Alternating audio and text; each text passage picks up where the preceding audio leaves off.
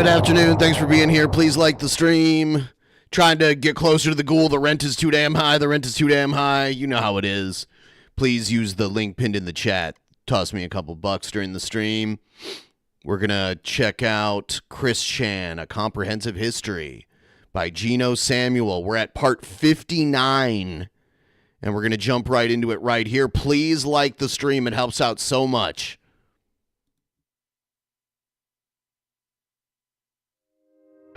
What? Here we go. Part 59. On October 16th, 2017, Christine published the final pages of Sonichu issue 12, marking its completion. The comic begins with episode 25, to be or It's crazy the about face that Chris Chan did on gay stuff. not a tomgirl, told from the perspective of Sonichu's then son, Robert Sonichu, who reminisces that when he was still a young boy, he did not find destruction and violence fascinating like the other boys, and wondered why violence made him feel sad. He spoke with his already evolved sisters, looking for guidance.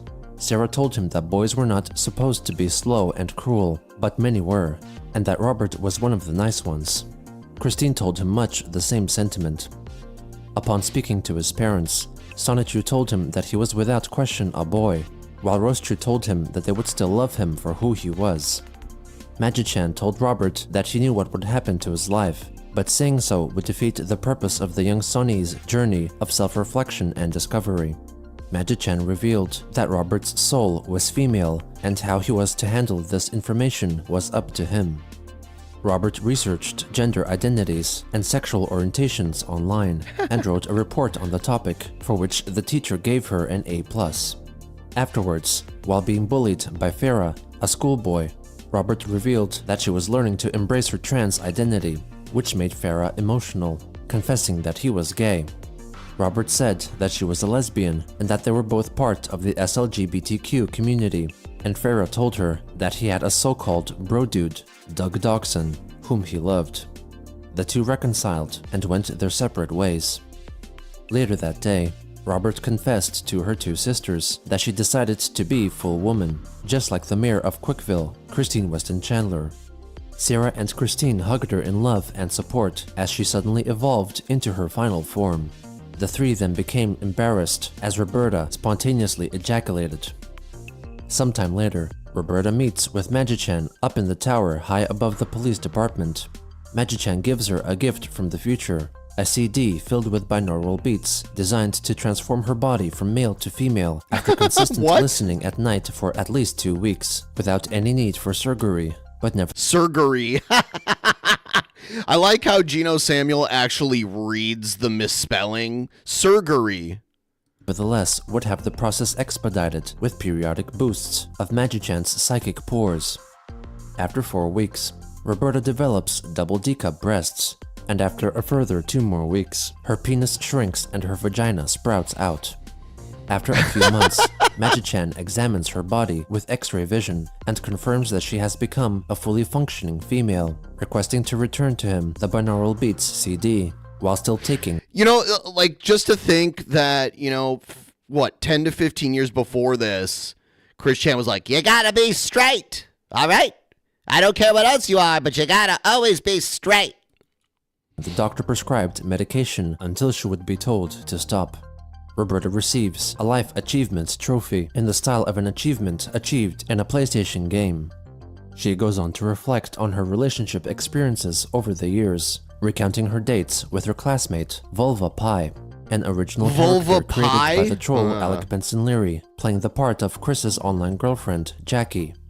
In the comic, Jackie is the mother of Vulva, and after ending her relationship Jackie is the mother of Vulva with Chris and leaking private information, she leaves Quickville, taking her daughter with her, and thus ending Roberta's short relationship with Vulva Pie. A few years later, she meets Mimi, a green rose I'll have the Vulva Pie at Quickville Shopping Center, and after a lengthy conversation, start dating and continue to hang out casually. Finally, Roberta reflects on a more recent accomplishment. In 2015, with her sisters Sarah and Christine helping her record the event, Roberta runs into the sky to do some skywriting and then performs a sonic rain boom, an action lifted from the My Little Pony Friendship is Magic cartoon, consisting of her releasing a grand burst of energy and creating a gigantic rainbow in the sky, which lasted for only 1 minute and could be seen from all across the east coast of the United States. In her closing statement, she states that she is loved by her family and friends and encourages her readers to love themselves for who they are. The next episode features a prologue set in the middle of a fight scene between Chris-chan Sonichu and the Sonichu form of Reldnek, as Chris-chan monologues about love and hate. The story then goes back in time to reflect on the events which led up to the fight. Episode 26, Prideful, is set during the first annual SLGBTQ Pride Festival of Quakeville. At one of the stalls, Angelica Rosechew meets one Danny Steckel, created in tribute to the YouTuber D-Stex, who had donated $1,000 to Christine to further the production of the Sonichu comics. She thanks Mr. Steckel for his generous donation to the town's soup hotels. Meanwhile in the park, Christine, her twin sister Crystal, and other main characters are having a picnic and chatting on the grass. Gradually, more and more main characters appear and join them. Heather Iglesias, the nanny, brings over Christine's self-conceived Sonichu children, Russell and Cynthia, and they briefly embrace. Next, more characters enter the scene, including Patty, Bionic, and Megaji. Then, Reldnek also shows up, shocked that Chris had turned into a woman since the last time they saw each other. The villain explains that when he was changed back into Natesurk and was reunited with Kel, they started hanging out again and joining Pokemon tournaments. However, after some time, Natesurk became fascinated with men again and could not stop thinking about being more powerful as Reldnek. Then one day, he found himself changed back into Reldnek Natsu Natesurk, though he could not achieve his previous Sonichu form anymore. He left a note for Kel, stole a motorcycle, and made his way back to Quickville. He didn't know where Chris lived. I do not envy... I mean, Geno Samuel did it of his own accord, and I'm sure he made a good amount of cash from this series, but I do not envy having to read through all of the Chris Chan comic books and, you know, write a detailed analysis of what's going on in each one of them. Decided to attend I do not the Pride envy that Festival task. because he thought Chris would go there to fulfill mayoral duties. Reldnek goes on to complain to Chris to her face via a near full page of text, calling her homophobic because she had wanted to cure his gayness. He yells that Chris would not work because she is afraid of being fired. She hid behind signs while looking for women, looked like a perverted freak, was incredibly introverted, let herself get blackmailed and deceived many times by those she What do called you think of the band Biohazard, and have you seen them live? I am not a huge fan, but they are playing here in July and I've been thinking if I should go or not. I'm a failed husband, I'm a failed I'll answer man. that in a second here. I'm a failed father, I'm a failed husband, I'm a failed man. I'm a failed father. I don't believe I've ever seen them. If I did, they were an opening band and not the band I was there to see play. I went to a lot of metal shows when I was in high school. I don't think I've ever seen them. I may have, though. I couldn't name one song, but I do hear a lot of good things. Like, if you like, you know, metal, then, you know, you can check it out. It really depends on what you're into. So they're like, oh, I see. So they're like hardcore punk, rap metal, groove metal is their main thing. So, yeah, I mean, if you want to, it really depends on what you're into. It might be fun though. It's very fast paced and heavy stuff. Stupid, and would not work for herself while she remained stuck in her supposed depression and naive shell. Christine counters his arguments in a similarly constructed page of text, annotating that this was in reference to Chris and Reldnek being mirror opposites of each other. She admits that she used to be naive and depressed for a long time, but has matured mentally and emotionally since then. She notifies him that she became more accepting, kind, and understanding ever since she came out as a lesbian trans woman, and that she is very needed at home. Christine apologizes for forcing Reldnek into becoming something he was not. He accepts her apology and commences to feel neutral towards her. He then leaves the group amicably to eat a relish dog with mayonnaise, when suddenly he seemingly enters a pocket dimension and disappears from sight. Magi-chan appears to tell the group that Relnek's aura had vanished and suspected their arch-nemesis Count Graduan pulled him into a void to re-enlist him for his services, and predicts that an attack would soon fall upon everyone attending the festival. In the void, Graduan, while still constructing a body for himself from spare parts found on the moon, tells Relnek that he could give him back his hatred and powers if he were to serve Graduan again. Relnek accepts the offer. Meanwhile, Christine puts the festivities on hold as her and the Sonichu is ready for battle. She also reveals that she is in the possession of a subspace cube, which could be used to send people into a subspace or an interdimensional void of suspended animation, where individuals, such as Jerkops, could be sent and could not be called upon by Graduan to act for him as he wished. Magi-chan announces to all the festival goers that an army of Jerkops was approaching, as Graduan transforms Relnek into Relnek Hatak Sonichu and orders him to lead the troops into battle. Then, Christine has a future vision of her half-brother, Cole Smithy, sneaking up behind her and knocking her out. Chris teams up with her sister Crystal They both cry out electric hedgehog power and transform into their respective Sonichu forms, Chris-chan Sonichu and Crystalina Rosechu. Together, they are known as Chris-chan Pure. Natsirk shows up to reflect how he had soul-searched to find his true self, one filled with hatred, and acquires an Xbox Life achievement for fully finding himself. He transforms into a Sonichu form and unleashes an army of Jerkops and those possessed by Graduan onto the heroes. Chris-chan dodges an attack from her Graduan-possessed half-brother, Cole Smithy, and then knocks him out. Upon realizing that it was in fact her half-brother she had knocked unconscious, she sends Cole into the subspace, where he would be safe from Graduan's influence. Relnek pulls Chris-chan Sonichu into a void where they fight the fight that was previously seen in the opening pages of the episode. Meanwhile, the Sonichus, Rosechus, and citizens of Quickville fight back against the onslaught of foes. After prolonged fighting, many of the enemies are knocked out, while others are sent into the subspace for their own protection. Then, Chris-chan transforms back into Christine and steps out of Relnek's different dimension, carrying an unconscious Relnek in her arms. While updating her citizens on what had transpired, Relnek disappears from Chris's arms. The episode concludes with Magi-chan, Sylvana, and Chris confirming that their new subspace cube is effective. As a bonus, the next 2 pages reflect on Chris's real-life transformation into womanhood.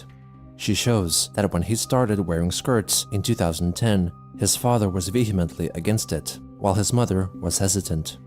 Before his passing, Bob told Chris that he accepted him for who he was, and told Barbara that he loved her. Chris's mother grew more accepting of his changes through the years, up to and including 2014, when Chris formally made the transition into a lesbian trans woman. She recalls that in her past life, she was a lesbian who had attended the Woodstock Music Festival in 1969. During her transition, Christine acknowledged that she had been naive and homophobic in the past, but had since changed and had become more accepting and now feels more positive, confident, and happy with herself. The final story, Episode 24, Part 2, The Clip Show, is a continuation of the conclusion of Issue 11, where Sonichu and Sylvana, theoretically playing the part of Sonic the Hedgehog, discuss past events. Sonichu goes on to talk about his and Rosechu's wedding in 2007, which features an event that was inspired by a moment from a Sonichu fan comic by John Crayon. Despite several nervous episodes and misunderstandings, Sonichu and Rosechu get married. Sonichu then moves on to discuss a later event, which starts with Rosechu, who after shopping at the mall, falls down a flight of stairs and is not able to get up. At Franklin Chandler Hospital, it is revealed that she had broken both of her legs and is to stay at the hospital for 2 weeks. During this time, she enjoys a lot of food from the downstairs cafeteria, and by the time she has to go home, Rosechu discovers that she had put on some weight.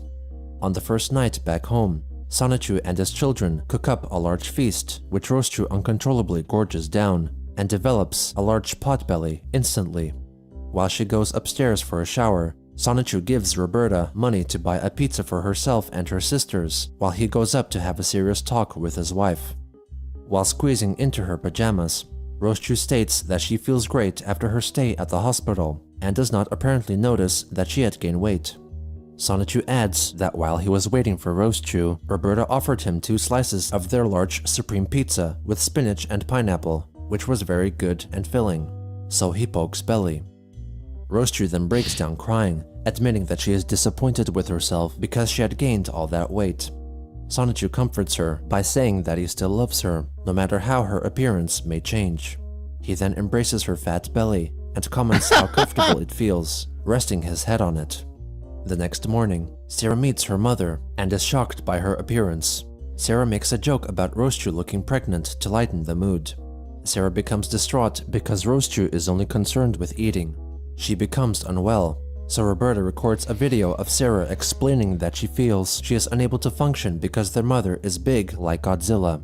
Feeling angry, she walks away, debating on whether to punch her punching bag or eat a cupcake out of frustration. As time went on, Rosechu gets bigger, and so does her daughter, Sarah. Then, on the night of May 1st, 2009, Sonichu has a dream in which he is transported to the opening of a reddish cave by Count Graduan, who informs him that he has kidnapped Christine Weston Chandler and Rosechu, and Sonichu must pass through 3 challenges in order to reach and rescue them. First, he must cross a green river of a mystery liquid and would discover what it is by throwing a nearby cucumber into it, as instructed. Upon doing so, Sonichu realizes that it is in fact a pickle brine river through which he must swim. As he travels through the brine, his body swells and he begins to fatten. He finally reaches the end and climbs out, appearing to be greatly overweight. His next challenge is to climb through a tunnel which would progressively get narrower as he climbs. Sonichu enters, and the slime at the bottom of the tunnel helps to turn him back into his normal physique, and he squeezes through the rest of it, up to the opening at the top. He is met with 2 doors, behind each of which are 2 rooms which are on fire. One contains Christine Chandler, and the other Rosechu, and Sonichu must decide to only save one. After contemplation, he chooses to save Rosechu. As he enters, he finds her in the middle of punching a hole through the wall into the other room, through which Christine climbs through, and all 3 exit to safety. After a loving hug, Christine and Rosechu fuse together and become the overweight form of Rosechu, who falls onto Sonichu, crushing him. Sonichu then wakes up Oh my god, this episode is mostly just about what's going on in the comics. Bed on top of Rosechu and confesses his dream. Rosechu reveals that despite enjoying indulging herself... I liked it better when Chris Chan was procrastinating on the comics and just doing crazy stuff in real life more. Thank you for the jewels, I appreciate it. She prefers a more active lifestyle and wishes to lose her weight. She teams up with Sarah and they both proceed to train and exercise to eventually burn off their excess weight. Thusly, Sonichu concludes his reminiscing to Sonic, and then the men meet up again with their partners, Rosechu and donating Rose. thing seems like a scam. Trolls, okay, that destroyed my reputation for no good fucking reason, just because they didn't like me and I was born with mental retardation that God the cunt gave me. I'm coming after the 4 assholes of Fourth Perspective. I'm coming after the Drunken Peasants. Reputation. Respectively, and part ways. In a behind-the-scenes epilogue, Sylvana changes back from her Sonic disguise. That's a good one, and thank while you it so is much. I revealed appreciate that it. a shape-shifting Pokemon called Ditto played the part of Amy Rose in the episode. In a further epilogue, DJ Jamsta Sonichu and Elisa Rosechu sing the song Love is Love, Not You've Been Pwned. On October 17th, Christine published the cover art for the upcoming comic book Sonichu Issue 15, which was a recreation of the cover for Issue 0, with the original Christian form replaced with her current Christine iteration. She promised the issue would be somewhat of a recreation of the first 3 episodes, except with more details, commentary, and dialogue from the characters.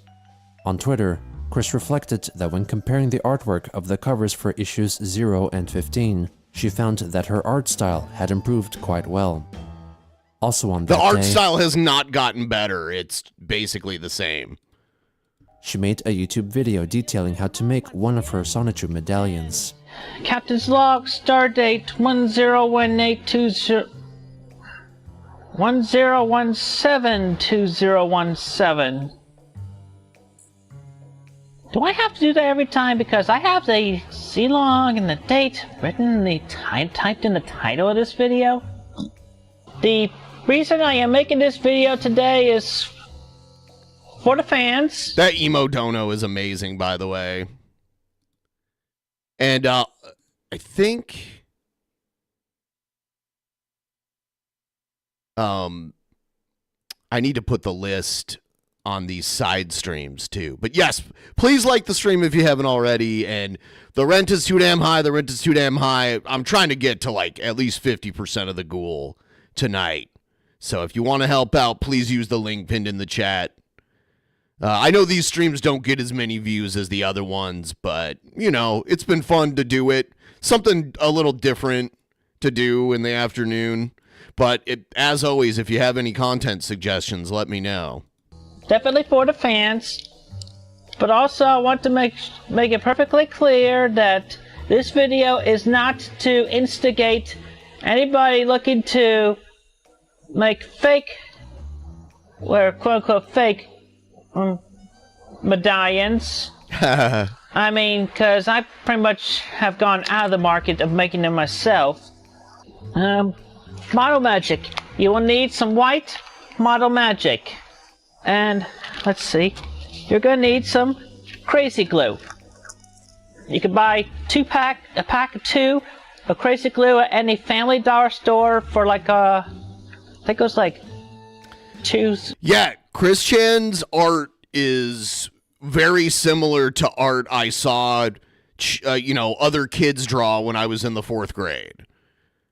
3rd grade. Like that level, you know? Do you guys remember when Jared had a Deviant Art page? That was some kindergarten level art right there. And it's funny that he put it out there in public. It's like $3 or $4. And of course, you'll need paint brushes. So go ahead and get yourself an assortment pack so you can have a large one to cover large surfaces, or thin ones to cover these detailed thin areas. And of course, you'll need acrylic paints. These are obtainable at any craft store or Walmart, reasonably priced. All right, so obviously I'll scan this and upload it later. But anyway, this is the full head of the medallion. That's a big part. That's for the spikes. You're gonna end up making 4 of those. That's the muzzle mouth area. This is the nose. Pretty much the diameter of this nose and the length of the nose. And this is an ear. You're gonna make 2 ears. Okay? She goes through the process of crafting the medallion out of clay. And I think that's about it, so don't forget this and that, the other thing. Do this, do that. Like, subscribe, everything. Send money. Because we need to hire people and gotta pay bills. Ain't free. So, I think that's about it, so you can also follow me on Twitter and Facebook. You know where they are. So, everybody have a great and safe day. Be geek. Be proud. Farm! Him go. Shitty person. Have a good day. Be safe. Be good.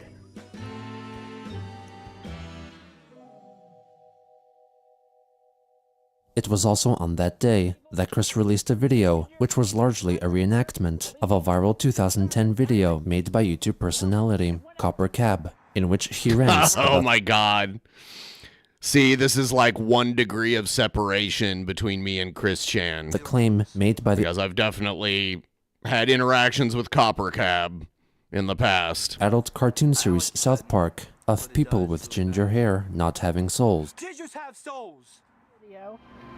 And considering what he had said back then in response to a certain episode of Copper Cab is a good example of why obviously you shouldn't do it to be hateful, but this idea that like someone will say they're trans and we should just believe it despite like all evidence to the contrary, Copper Cab is a good example of that, because Copper Cab took on the persona of a trans woman to troll people, and because he was aware that the general consensus that a lot of people had at the time was you under no conditions ever question the genuineness of someone who says they're trans, and Copper Cab took advantage of that for years.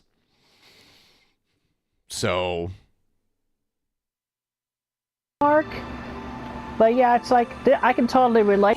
Okay, Roger Woko, I'm not trying to hate on you, but why do people do this thing where it's like, oh my god, that person, are they even still alive? It's like, why wouldn't Copper Cab still be alive?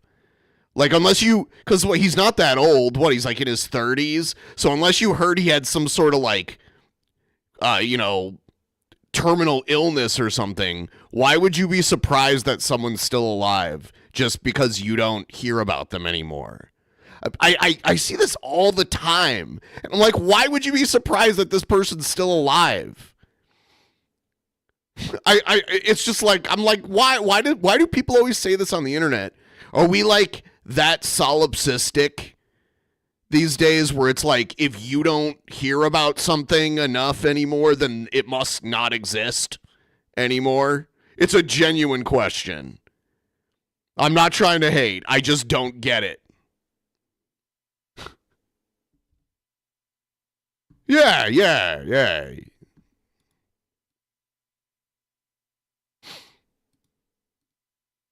Unless someone's like really old or they have like a horrible illness, I wouldn't assume they're not alive anymore. Unless like, I wouldn't assume that they're not alive anymore unless they're like really old or have like a bad illness or something. No, it doesn't. Alive does not mean making content. Alive means not dead. No, it does not mean that. I reject that claim. To this, I mean, you can put this against anybody, really. Anybody who's being discriminated against a minority, including anybody in the LGBTQ, or hell, might even say blue hair, blue greenish. No, most lol cows that's an untrue statement that they drop like flies. That's not true. In fact, a lot of lol cows outlive their A-logs. That's a weird trend. But no, it's like most of them are still alive and well. Only a few die. That doesn't mean they're all dropping like flies. What's up with the hyperbolic shit? I don't know. Anyway, I don't want to focus on it too much. I just personally, maybe I'm too old. I don't understand the way people talk on the internet. A lot of times, like, it seems like, I don't know, it's like if something gets repeated enough, everyone just acts like, yeah, that's true. Yeah, King Cobra and another lol cow died last year, therefore lol cows are dying everywhere. And we don't sit and think like, is that really true? I don't think so. Still, anyway. I have not drank. I do have one drink over here. I guess I could enjoy one. But anyway, I gotta stop. I try not to read or react to the chat if it's like a negative reaction. I'm not trying to be negative. I just don't understand the way of thinking. It's weird to me. I can relate. I can empathize.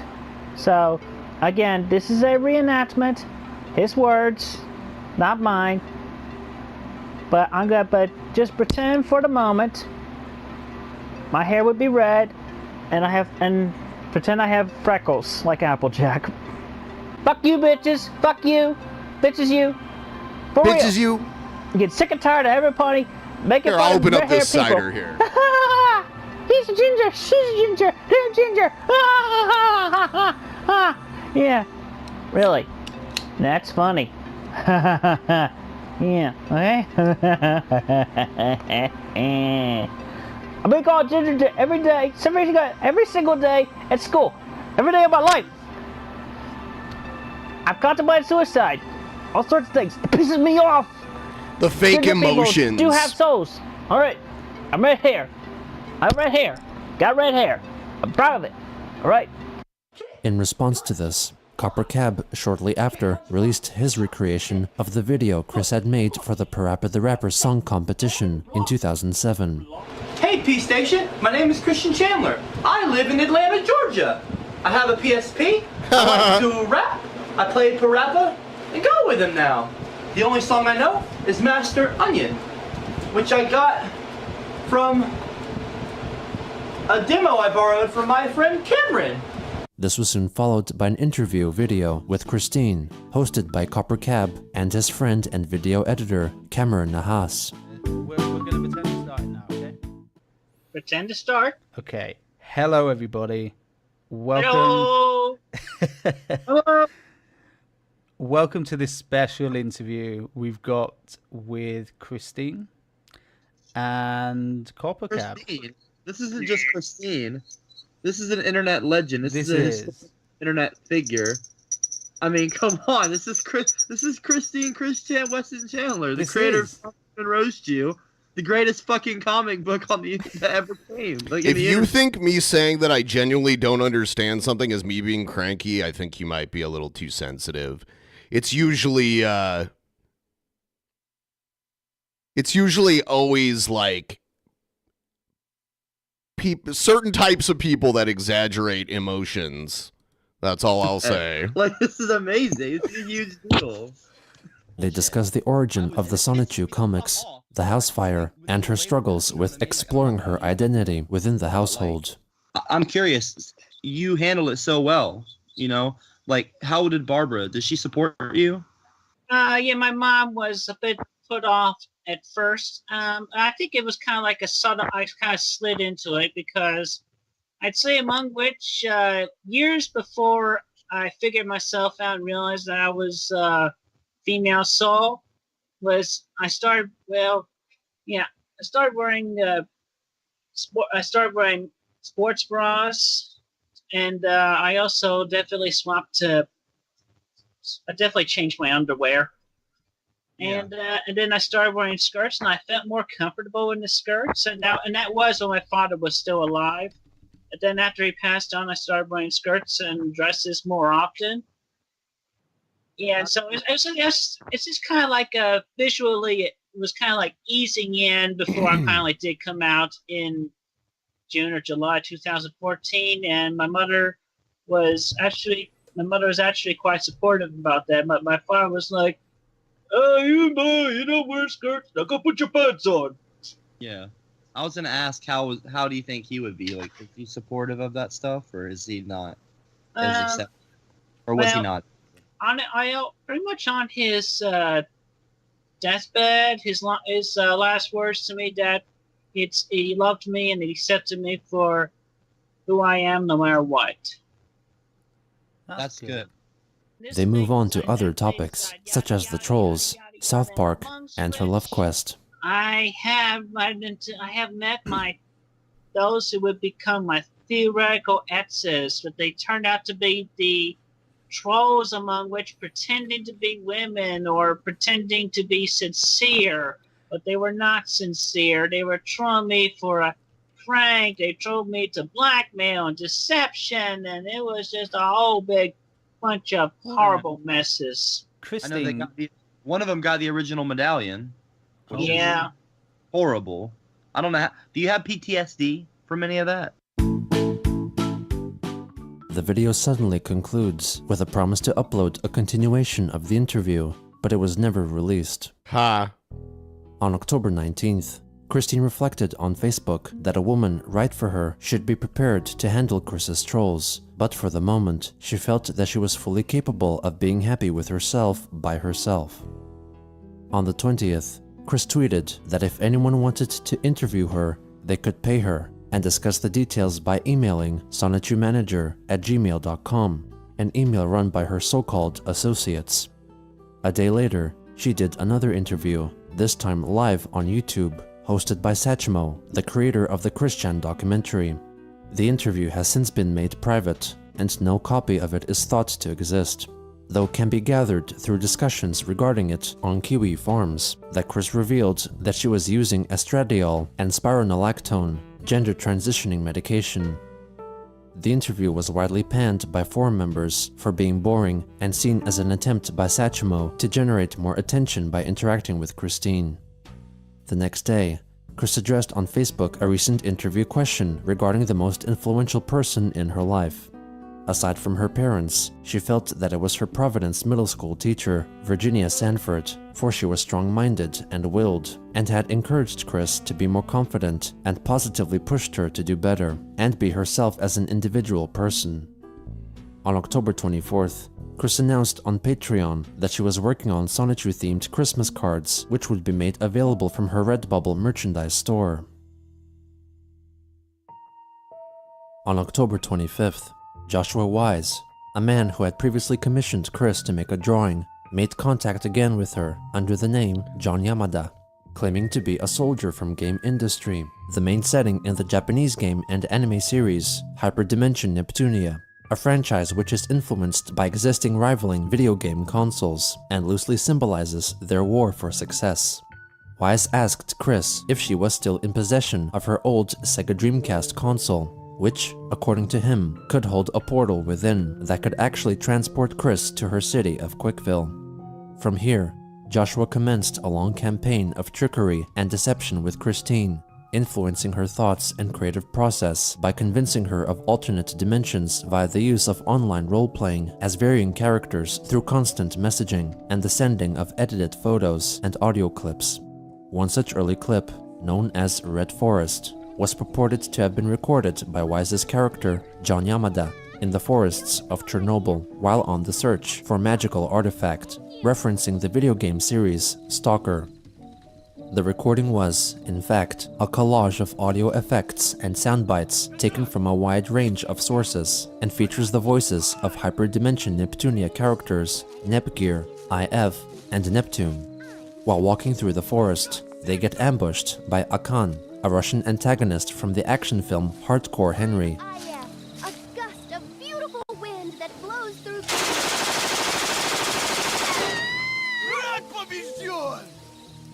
This convinced Chris that Neptunia characters could travel to her real-life dimension. A later publicly unreleased sound file created by Wise featured edited clips of audio from one of Christine's past interviews, which made Chris think that it was a recording of her alternate dimension self, speaking to the people of Quickville. Joshua Wise later confessed that his initial goal was to simply mess with Chris, and perhaps speed up the output of the Sonichu comics by influencing how the story developed. On October 27th, in a forum post, Chris's Facebook friend William Elliott Waterman's friend informed other readers that Waterman had suggested to Chris to donate some of her Patreon earnings to charity. Chris said that she would take that suggestion under advisement.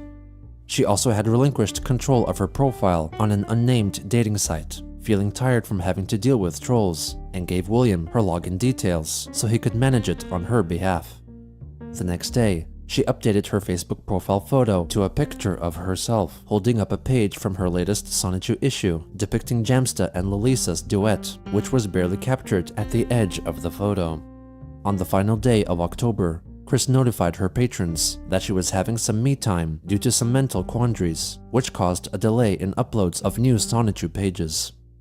On November 4th, Christine updated her patrons with new Sonichu pages, telling them that they were delayed due to many unforeseen events over the past couple of weeks, and that she would be working on a very significant commission piece, which was claimed to have not been paid for by a mystery sweetheart, to dispel rumors. Also on that day, Chris pleaded for her Facebook followers to buy the PlayStation 4 game Hyperdimension Neptunia, because the world of game industry and goddesses needed their help. On the 6th, Chris uploaded 2 new drawings and a Facebook post detailing a supposed power struggle occurring in Quickville after hearing about it from Joshua Wise. I can't explain as much with just these 2 drawings, but there was a reason why I asked y'all to share your shares with the goddesses of Neptunia. There recently have been troubles from the foes of game industry, and some of them have invaded my city of Quickville. They hit us big, with Graduone and crew last Saturday afternoon. Pretty sure Christian also did videos with Count Dankula, at least one. So there's another, 1 degree of separation, because we've had Count Dankula on DP in the past. Pretty strange. I have had to personally astral project and share my power with Christine there. Plus, Uzume was with us in Seoul. I will tell more with more visuals in 2 days on here, but it is crucial that everyone in this reality and world put their love and shares to Neptune, Blanc, Noir, and Vert, so we can take out our mutual enemies and prevent our realities and dimensions from clashing, or even much worse. We all thank you for your support. In the replies to her post, Jessica Quinn returned to simply write, "What?" in confusion.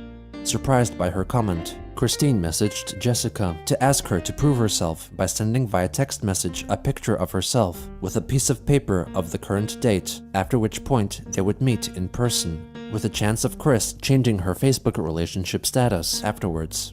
Jessica did not agree to the offer, letting her know that she was only reaching out in friendship because she could not handle the trolls. Christine accepted her words of friendship with understanding.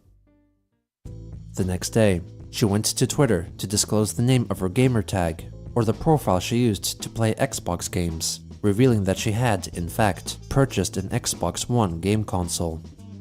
It was also on that day that the new Sonic the Hedgehog game, Sonic Forces, was released. Chris quickly purchased the PS4 version. The game featured a mode where players could custom create playable characters, and Chris used this feature to attempt to design Sonichu. Upon creating the character, she shared her attempt with the troll playing the part of Arthur Spatchcock via the screen sharing feature, SharePlay. Spatchcock recorded Chris's showcase. It's disappointing. This one, but I can't change the color. Oh no! Chris shared her design effort over Twitter and asked that someone with good programming skills make and send her a better version of Sonichu. She would later buy the game for the Nintendo Switch and the Xbox One Someone consoles. with good programming power, On November not 8th, skills. Chris wrote a lengthy Facebook post to elaborate on what has been happening in her life, convinced that it was all true from constant interactions with Joshua Wise, role-playing as various characters. She reminisced that a couple of weeks ago, around the time Wise made first contact, Magi-chan Sonichu had teleported into her room to scan her Sega Dreamcast console and found it to contain dormant power. Chris charged it for a full day and then placed her hand upon it, opened her third eye, and claimed that an immense surge of power transferred into her.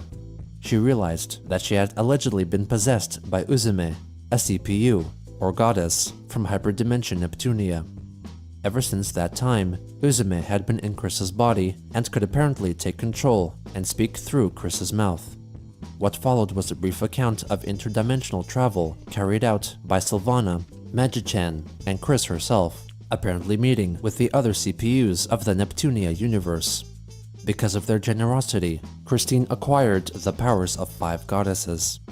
She then recounted the struggles against Uzume's evil twin, Kurome, fighting the people of the city of Quickville and the state of Virginia. This was followed by a brief account of an outing to the End Games card game store, while accompanied by Discord, a dragon-like character from My Little Pony. Chris had asked one of her friends there if she could see Discord, but she did not. Suffice to say, from personal experiences from the past 2 weeks, it is all real! Please, do heed my words and take advantage of my sound advice of helping power up our goddesses. You don't have to do much. Playing the Hyperdimension Neptunia games, watching the anime, and so forth is well and good. But all you really need to do is think of them positively. They are a needed good force, and they can't help us if we don't help them. I sure as sugar am helping them out. Sure as sugar. That sounds like an old-timey kind of phrase that Chris probably heard from one of or both of their parents. Please follow our lead. Thank you. Sincerely and love, Miss Christine Weston Chandler. On November 12th, PewDiePie, the largest creator on YouTube, published a video offering up a short history of Chris Chan and their internet infamy, eventually acquiring millions of views. The Ivy Saga. There's other fake girlfriends appearing, Ivy Saga as well. Hi, Ivy. Hello, Ivy. Oh my god. The Ivy Saga. Yeah, there is like a list of Chris Chan sagas. Years and years and years ago, I think maybe 2018 or 19, we did a Patreon private show where we went through all of the sagas up till that time. And archive.org, Internet Archive, the Internet Archive, whatever it is, there's a whole bunch of stuff there. And I went in and downloaded a bunch of it, and we watched it. Some of it we could never have watched on YouTube. It's craziness. I can't stop thinking about you. Listen, everyone. This girl is my new girlfriend. You all best be nice to her, or I will seriously cease effort on the comic series. Good morning. I dedicate... It's funny how Chris Chan would hold the comic series hostage in exchange for the trolls doing their bidding at that given point in time. This music video to Ivy.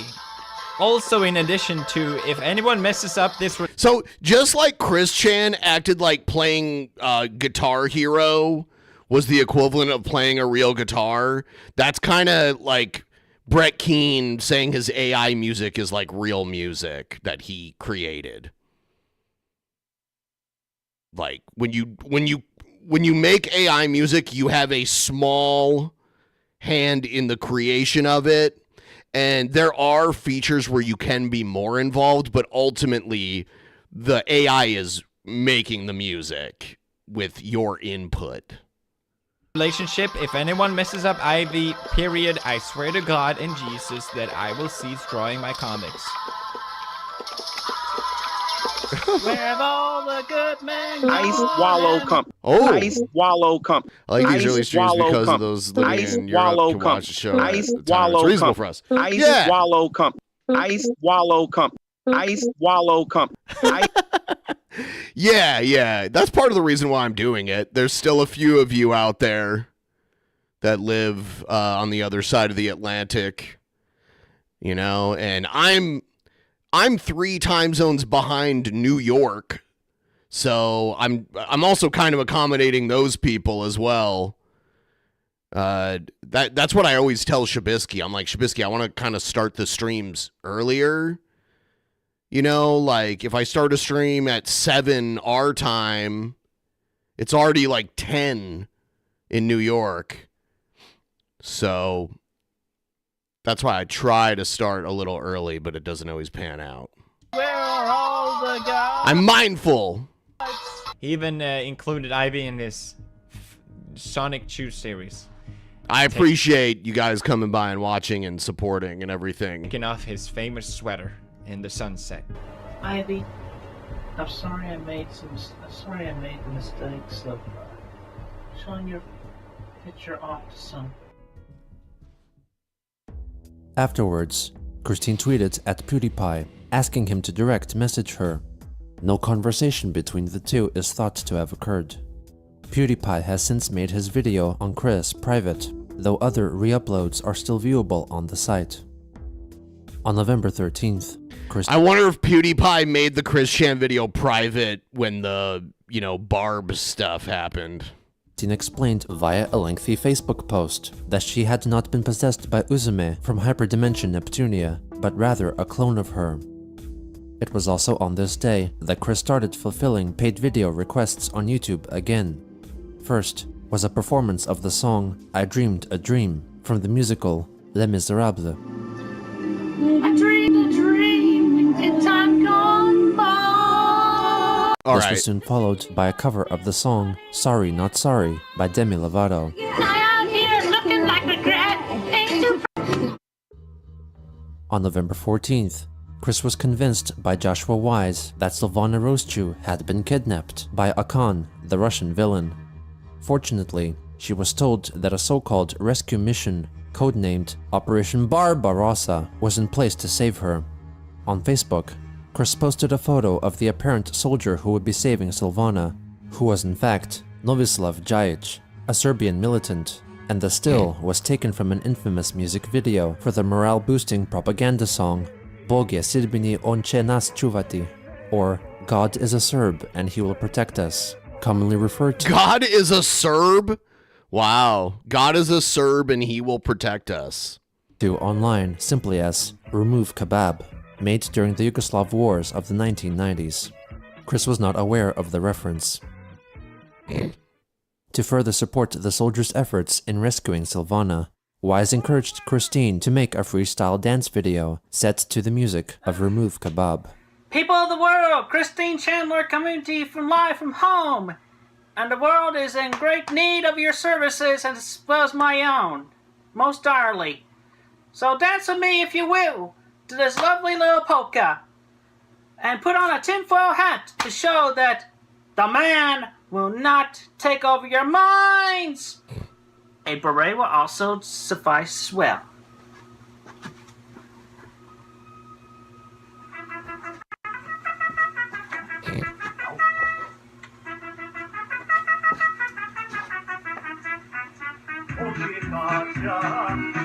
Oh my god. It's probably copyrighted. Kiwi Farms members suspect that someone was influencing her actions, though there was yet no evidence of such tampering. The next day, Chris was told by Joshua an elaborate story detailing the outcome of Operation Barbarossa, injected with references to cloakers, or enemies from the game Payday 2, and to concentration and extermination camps of Nazi Germany. She notified her followers of the news on Facebook. Operation Barbarossa was well and good. Silvana Roschu has been rescued. There was a battle of the war of our new common enemy that lasted the past couple of days.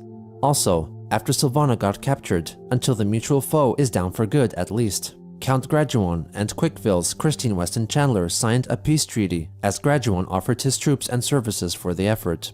The fight was north beyond Ruckersville, and the commander of the enemy waves were going to push the fight into Charlottesville. Thankfully, with the help of the Quick Defense Army Division, my Autobot enemy back. Then, Christine initiated a very smart operation. Final solution. There were cloakers and similar bad people of interest in Quickville, not counting Graduan and his crew. They rounded the cloakers and baddies up, and in a large plot of land, Graduan donated. A prison camp with great facilities for reforming the bad pawns to good people. Graduan donated a lot of land to build prison camps full of large ovens to keep the people warm, and even top-notch dentistry with well-trained doctors also running the clinic. I did not see the camps also have some of the best showers a prisoner can ask for, shower stalls with privacy walls. We all in Charlottesville, Ruckersville, all places to the north of us, and the people of Quickville can sleep more safely now. Your shares to the game industry goddesses really helped us in this battle. Thank you everyone for your love, kindness, and most generous support. Please continue to offer your shares to them for any and all other future conflicts, here on our world, and in all of the other worlds, realities, and dimensions. Have a great day, Earth. We've all helped make it more safe. With Wise seemingly in control of Chris's thoughts, he established how easily convinced Christine could be of outlandish concepts if one were to indulge in her adventurous musings in cartoon realities and alternate dimensions. This was merely the beginning of an insidious cycle of trolling that would cause detrimental effects to her psyche for years to come. All right, there we go. All right, we're moving on to the next one. Part 60. We're starting off part 60. Please like the stream.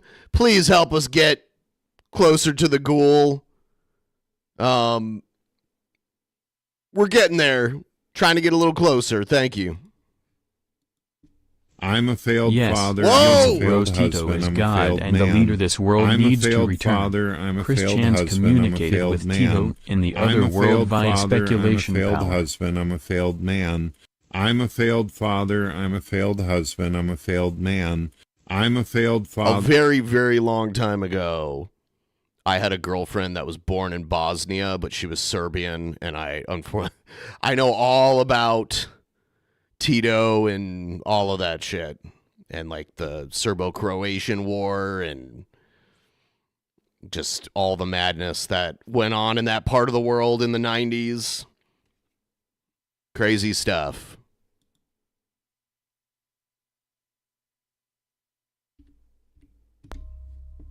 Thank you, by the way. I appreciate it.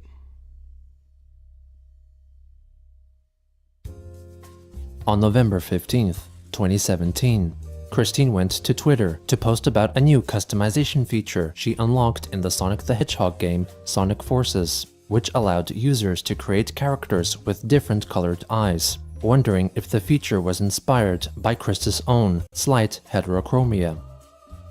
The next day, she bought the video game Mother Russia Bleeds, set in an alternate timeline of 1980s Soviet Russia. On the 19th, Chris publicly updated the area code for Quickville, Virginia as 69488, likely instructed to do so by Joshua Wise, the person responsible for altering much of Quickville's storyline and Chris's own personal beliefs. Members of the Kiwi Farms discovered that it was a zip code in Germany, though could have been a coincidence since the number was more likely a combination of references: the sex position known as 69 and the white nationalist code. Oh my god, I'm skipping that. Hitler, with the two 8s referring to the 8th letter of the English alphabet. Oh my god, skipping that in a too. series, Sailor Moon, having a conversation with supposed Japanese translations next to their English speech bubbles. It is likely that Wise provided her with falsified Japanese text from which to copy through role-playing as his alias, John Yamada, for none of the Japanese text matched the English dialogue. For example, Christine expressed pride in being able to write her name in Japanese, when in fact she had written "Watashi wa penisu o motte imasu," which translates to "I have a penis." Oh no! Furthermore, what Chris assumed was smart hearts, smart minds, well-educated support, actually translated to "You look like the kind of person who fucks a guy in the ass and doesn't have the courtesy to ejaculate inside him." Soon after, Chris's monthly Patreon earnings dropped from $647 to $491, with at least one individual commenting that the reason for their departure was her failure to ship a comic book to them. On November 26th, Chris went to Twitter to reveal that Quickville would soon be holding elections for the next mayor and posted a poll of the candidates, asking her readers who they would choose. The list consisted of actor Brendan Fraser, chairman of China Mao Zedong, Chris's fictitious secretary and former mayor Alison Amber, and dictator of Chile Augusto Pinochet. She later added that Russian President Vladimir Putin, who was purportedly the US president in Quickville's dimension, was also in the running. She afterwards posted a similar poll asking her fans to vote for the new chief of Quickville Police Department, Ian Brandon Anderson? Her list of candidates included infamous serial killer Ed Gein, drug trafficker and authoritarian ruler. Gein is spelled wrong. I think Gein was Gein, I believe, or Gien, one or the other. Of Panama, Manuel Noriega, and Chris's own troll-given alias, Ian Brandon Anderson. On November 28th, Christine posted on Patreon her calculations determining the age of her My Little Pony counterpart, Nightstar, to be 1,500 years old, accounting for the different lengths of years and days in the pony setting of Equestria. In early December, Joshua Wise began enacting a new campaign of trickery and that final solution shizzle was crazy. Yes, that shit was. They wrote it fine and then like the way like a folksy way of saying the word old, but you just say the OL and not the D. That final solution like that. That's funny. You know a troll crafted that shit. By telling Chris stories and presenting altered images purporting to show Nazi forces invading Quickville, Virginia, in the hopes of capturing all the heroes of the town. Wise's John Yamada persona told her that the Christian Weston Chandler of the Quickville dimension had been kidnapped by Nazis and sent to the past, where he acquired satanic powers and abolished women's rights to enact his love quest, while also helping Nazi Germany win World War II, thusly explaining why the United States of that alternate dimension was under Nazi occupation. Christine made an angry drawing and monologue depicting herself kicking Quickville's Christian in the groin for what he had done to the world, thusly killing Christian. On December 5th, Chris began posting new pages of Sonichu issue 15, detailing the births and early lives of Sonichu and Rosechu. Due to the influence of Joshua Wise, Chris changed the canonic birthday of Sonichu from March 17th to April 20th, either to reference the widely known date of 420, a celebration of marijuana smoking, or German dictator. Yeah, probably the... Didn't know Nick Fuentes was a fan of hers. I think unironically Nick Fuentes might have been. Yes. Adolf Hitler's birthday. Some members of the QB Farms noticed that for the new pages, she was closely referencing, if not directly copying or tracing, the fan comic Rosechu's story, made by QB Farms user Tricky.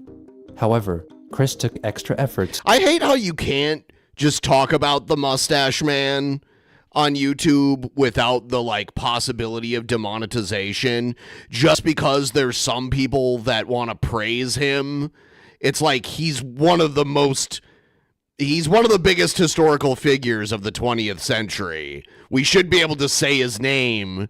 Not everyone talking about him saying he was a good guy. I would say most people are saying the opposite. It's just stupid that you can't talk about World War II without talking about him. It's just craziness. To depict the tail of the Raichu Pokemon, which later turns into Rosechu as a distinctly round-tipped female tail. Upon noticing this, Joshua Wise convinced her otherwise by claiming to be Rosechu, who had allegedly borrowed his computer to message Chris. On December 6th, Christine confessed on Facebook that Rosechu was born male. Okay, who's ready to have their minds totally, royally f***ed up? Rosie, our prime Rosechu, sweetheart of Sonichu, was born as a Pichu, male! The d***ed trolls were correct. Up until around the 4-cent garbage adventure, Rosie did have not a vagina, but a penis. She had the operation to become fully woman and give birth to Christine, Roberta, and Sarah. I felt super mortified and beyond shocked when she came out to me as a trans woman herself. Since when I created her after Sonichu around 2000, I had created her to be a female-only Pokemon, like a Kangaskhan. But, apparently, even though I am creator, apparently I am not a total goddess over my own city and creations. So, I will now put this to everyone online for their responses. Do you like it that for once, the trolls were right? Or would you rather I revert back to telling everyone in Book 15 that our Miss Rosie Rosechu was always female?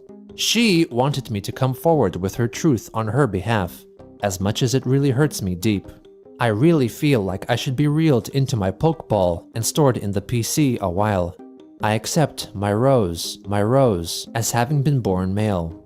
That is all. By the way, I'm using Shabisky's shtick, not that he invented this or anything, but if we can get to 30%, I'll open another one. This is a different flavor. This is their Imperial Apple, just their regular cider flavor. If we can get to 30%, I'd really appreciate it. Thank you so much.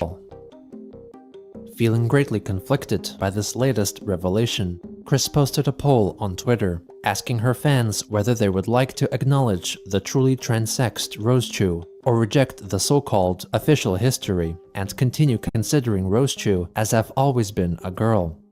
She later added that one choice would hurt Christine, while the other would hurt Rosechu, so the trolls would apparently be happy with either outcome. Chris's trollsome ex-girlfriend, Jessica Quinn, returned on Facebook to commend Christine for the progressiveness of establishing a male-to-female transgender Sonichu character. A day later, the voting on the poll concluded, with 57% of the people voting to recognize a transgender Rosechu. Upon seeing these posts, very notable important QB Farms votes. Poster and moderator, the American Hedgehog, created a thread on the forums to collect and discuss all the recent and forthcoming information That was democracy dispelled by in Chris, action. which was decidedly made under duress or under the influence of an unknown troll feeding her ideas, who was at the time only referred to as Idea Guy. By this point, Wise had messaged some people on the QB Farms using his account BallsyMaker94, boasting about his involvement, but he had told them to keep his identity a secret.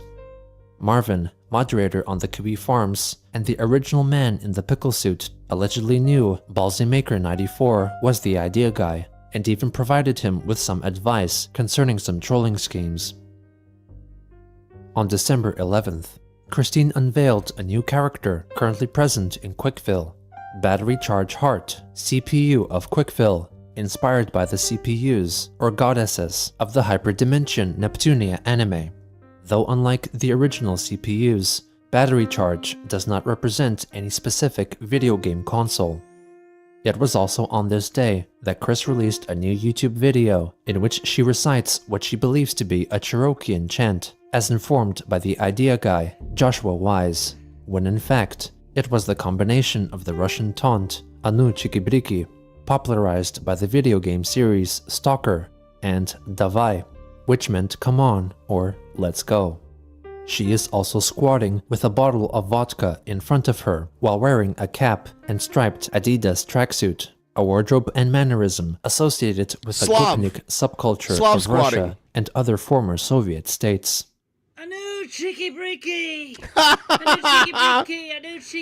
God, how did these trolls convince Chris Chan to do this kind of shit?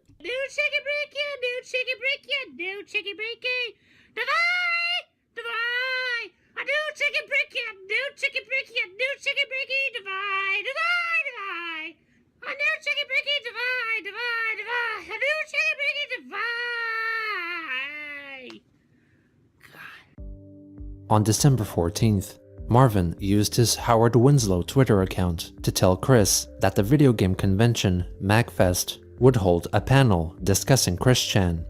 Marvin encouraged her to attend.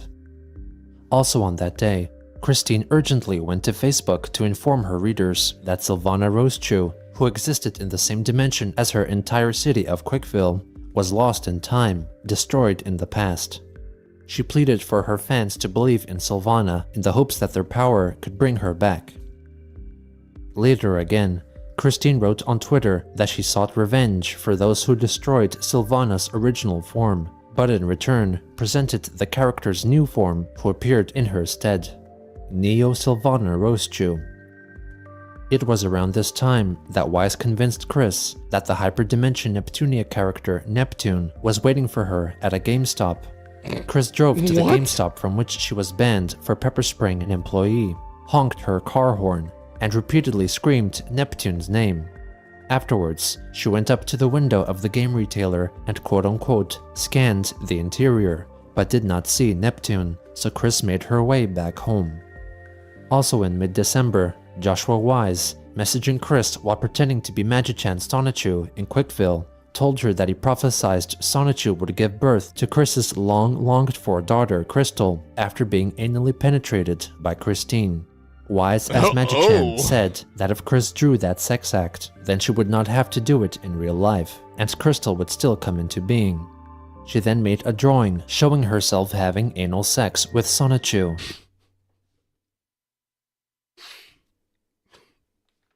Come on! Look at Sonichu's face.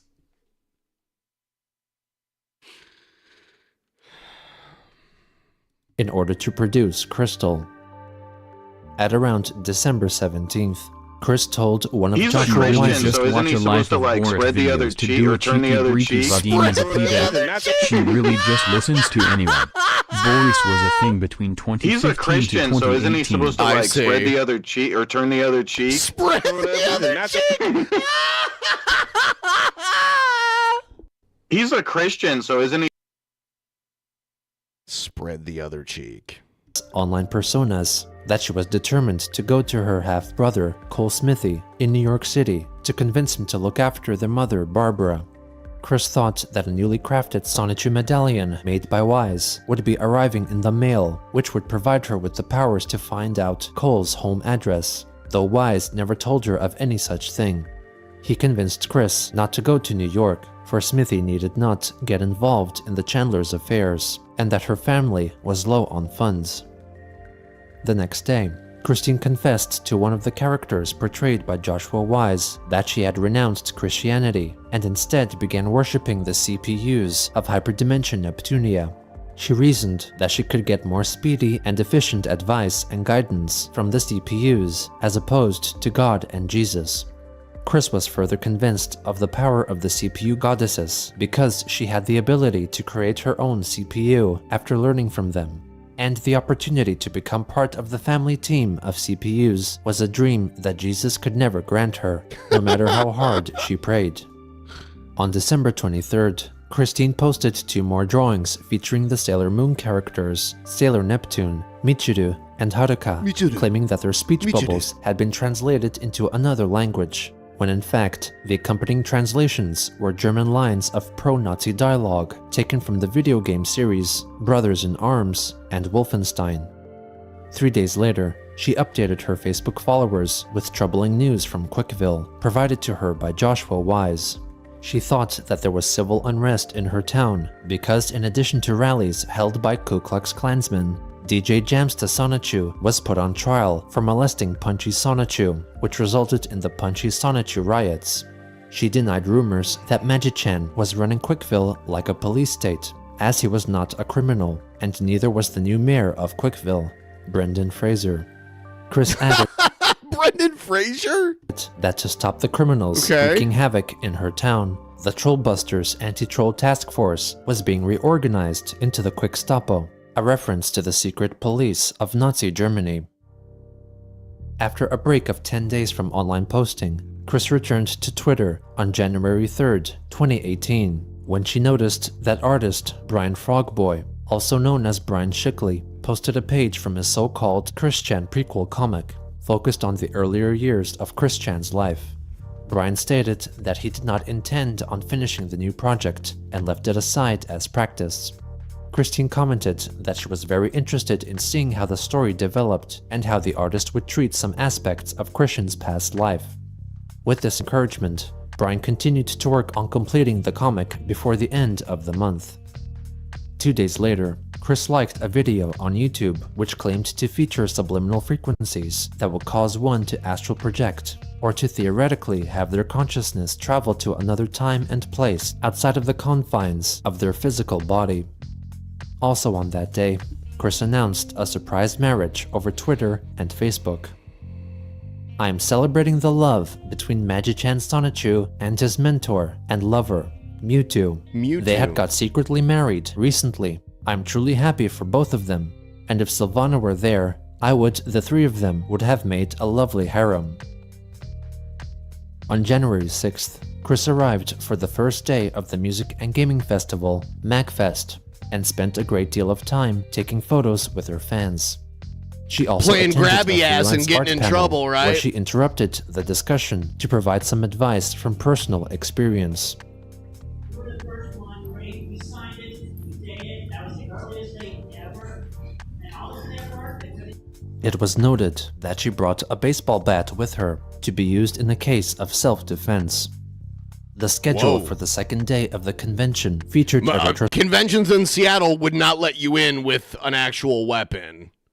Perspective. A baseball bat you might be able to get away with. I don't know what the rule, because I've never cosplayed or anything, but obviously people bring cosplay weapons. Of the history of Sonichu and its creator, Chris-chan. Christine attended the panel as an observing audience member. By the way, we're $15.11 away from 30%. I'll open this next drink here. If you would be so kind as to help me get there, I'd really appreciate it. Thank you. The room was veritably packed, and the panelists discussed subjects of an intimate level, which included the many trolling sagas, and She Came for Quick, the drawing in which Chris depicted himself sexually satisfying his friend, Megan Schroeder. After the discussion was concluded, the panelists gave Chris a chance to speak, after which time the audience gave Christine a standing ovation and encouraging applause. Someone give me $15. She proceeded to walk down the aisle, high-fiving and hugging her adulating fans. Chris's longtime trollsome gal pal, Kim Wilson, was also in attendance and later recounted the experience. The panel was created to definitely be a huge mockery of Chris. Chris wasn't invited, as far as I'm aware of, and only decided to come because he got wind of it. It was more or less of a surprise to the people running the panel when they found out he was there. They definitely glossed over a lot of their slides and made it seem more positive. A lot of the shit they said was wrong, even simple stuff like, he got fired from Burger King. Apparently, their biggest source wasn't even the Wikipedia, but random videos of other people talking about him or interviews, which is just lazy, but pretty funny. So after Chris spoke and was heading back to his seat in the back, he was high-fiving people. This one girl got a high five and a hug from him, and basically just shrieked with happiness. She shook her hand at her friend, yelling about how Chris touched her hand and wouldn't let anything touch that hand, and kept going on and on about how Chris touched her hand, and was overjoyed by it to the point that I actually thought this girl was going to go find him to suck his dick. She wasn't even a fat or unattractive girl either, so IDK. Marvin was also there and later wrote his account of the event on Kiwi Farms. What everyone seems to be wondering, does Chris smell? No, at least there isn't like some miasma cloud hanging around him. I was pretty close to him, but I obviously didn't stick my nose in his shirt or anything. So if he's got a smell, you definitely won't notice anything just casually hanging around him. And even if you really are determined to get a whiff, it's probably not that strong. It helps that it's the winter, and so he's not hustling around in the heat. No perfume or axe this time either. Chris stayed back after the panel to talk with her fans and take photos with them. Right now, what are your thoughts on it? I love all gays and lesbians! Ow, ow! Also in the audience was Adam Stackhouse, the winner of the 2007 Parappa the Rapper Song Contest, who was the subject of much of Chris's anger at the time. They seemed to finally meet on pleasant terms and took a selfie together. On January 9th, Brian Frogboy posted another image from his Sonichu prequel comic. Chris commented that the page accurately described his yearnings back then, having devoted too much time on fulfilling his love quest instead of focusing on Sonichu, admitting to being too selfish back then. The next day, Alan Denton, a writer for the Sonic Boom TV series, tweeted, "I love when people are inspired enough by something to write their own fanfiction. Totally support that. But, and I can't believe I have to say this, if you then insist to the creators that your made-up story become canon, you've gone too far. Whisper silently to my folder of Sonichu fanfic, but not you. You'll all be canon one day." 2 days later, Christine shared newly uncovered memorabilia concerning her late father, Bob Chandler, which included a newspaper clipping regarding his 25th anniversary of working with General Electric, and a flyer advertising his so-called musical pushcart, which would play vintage music for any willing listeners in downtown Charlottesville.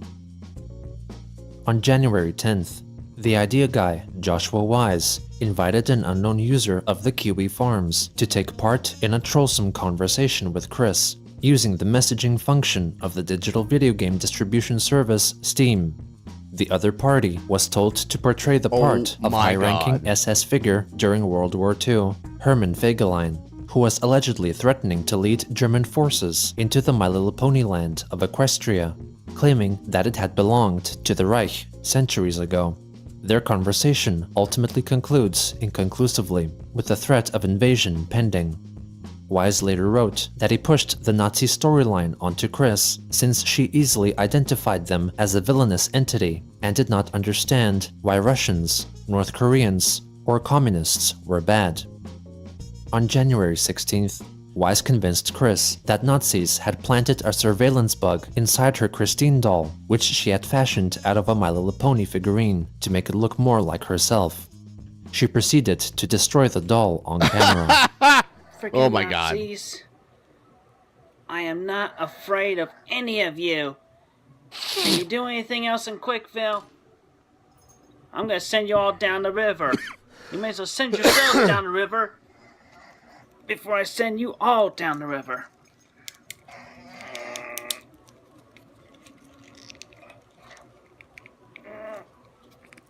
Not a lot of strength in Chris I think I can be Chan. bought off like just by having feel it most of my stuff. How many times has Chris Once I Chan end up been indicating tricked into the breaking their button. own stuff? Well, I won't have it, and you all will not be in Clickville for much longer. See to it personally. Oh, I really glued this thing good. Anyway. She then uses a part of a bed frame to attempt to crush the doll further. So there! 3 days later, Chris continued the anti-Nazi theme by uploading a video on YouTube in which she destroys her Christmas tree to intimidate the Nazis, which were apparently invading the My Little Pony land of Equestria. You friggin' Nazis! I'm gonna kick you all out of Equestria! Ah!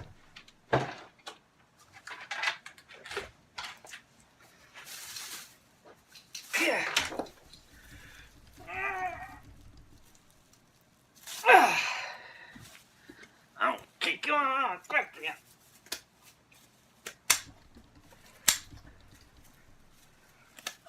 Friggin' Nazis! And with last one, kick your ass out!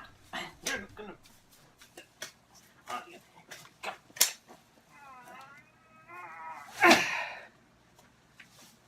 Do that better.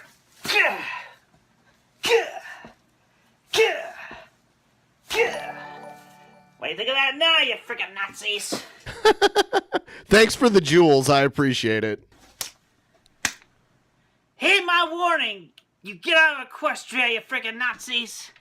Chris then rips up a picture of wrestler Hulk Hogan in Why? reference to notable Kiwi Farms commenter Hollywood Hulk Hogan, I who see. regularly made fun of Chris's weight. Who's a fat ass now, Hulkster? My favorite wrestler is Chris Benoit! Really? Oh no. You know, you can say Hogan had a bad reputation for a few things that happened outside of wrestling, but Chris Benoit definitely has a worse reputation. Did way worse things than Hulk Hogan. Thank you so much for the jewels. I appreciate it. My brothers, sisters, and I of Antifa, we will assure you freaking Nazis, get the hell out of Equestria now! More jewels, thank you. Ow.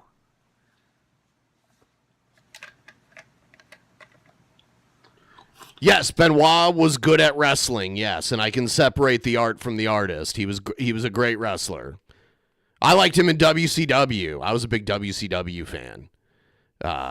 But, yeah, I mean, you could say I think he had, like, not traumatic brain injuries, but, like, head injuries that compounded over time that caused, and all the drugs and all of that shit.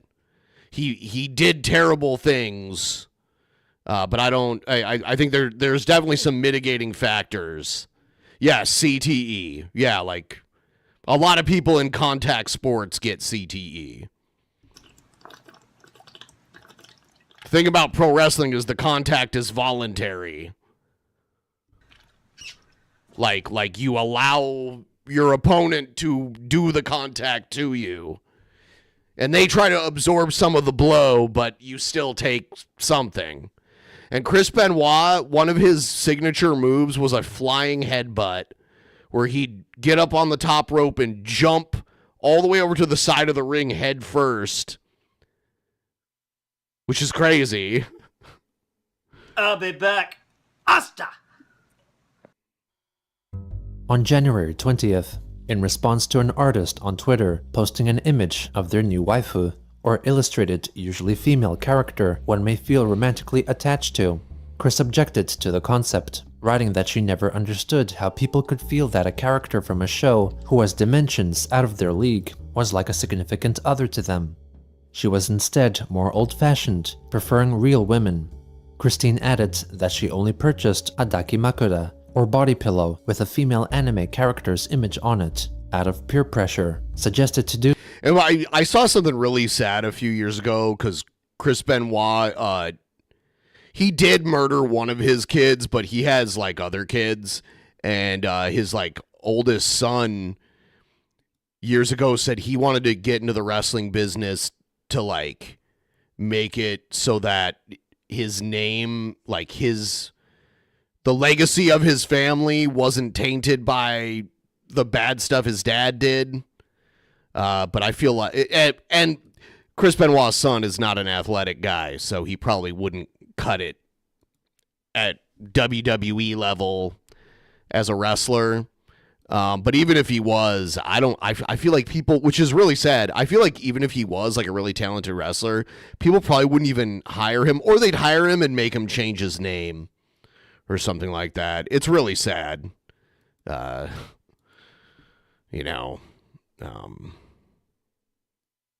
It's just like a sad, sad situation altogether. So, by one of her ex-girlfriends. During the time Chris had it, she never envisioned it as anything more than just a pillow, and apparently had already disposed of it. The next day, Chris tweeted a retraction. "Hey everyone, I'm tweeting right now to retract and correct the comment I made a short while ago about waifus. I was insensitive, not only to all of you in this world, but also to those individuals who are fictional here, who all are real in the other dimension of this world. Those waifus are real. They all have feelings too. I was in mind of a year or two ago when I was proposed the question about my waifu by my past girlfriend. I did not really have a waifu then because I had never really thought about it beforehand, ever." Soon after, she deleted these tweets, and in their place, retweeted the original tweet which sparked this discussion, and wrote that all those who had waifus should treat them with the utmost kindness and respect, as they were real, had families, and all that. The sudden change of mind may have been the result of Joshua Wise beginning to roleplay with Mortis was Chris Canyon. His real name was Chris Canyon. And yeah, he was closeted gay, wanted to come out as gay, and they fired him from WWE, and then he committed sewer slide like a few years after that. Christine as the Hyperdimension Neptunia character, Blonde. They got into arguments concerning Chris's laziness and how she would treat Blanc if they were in a relationship.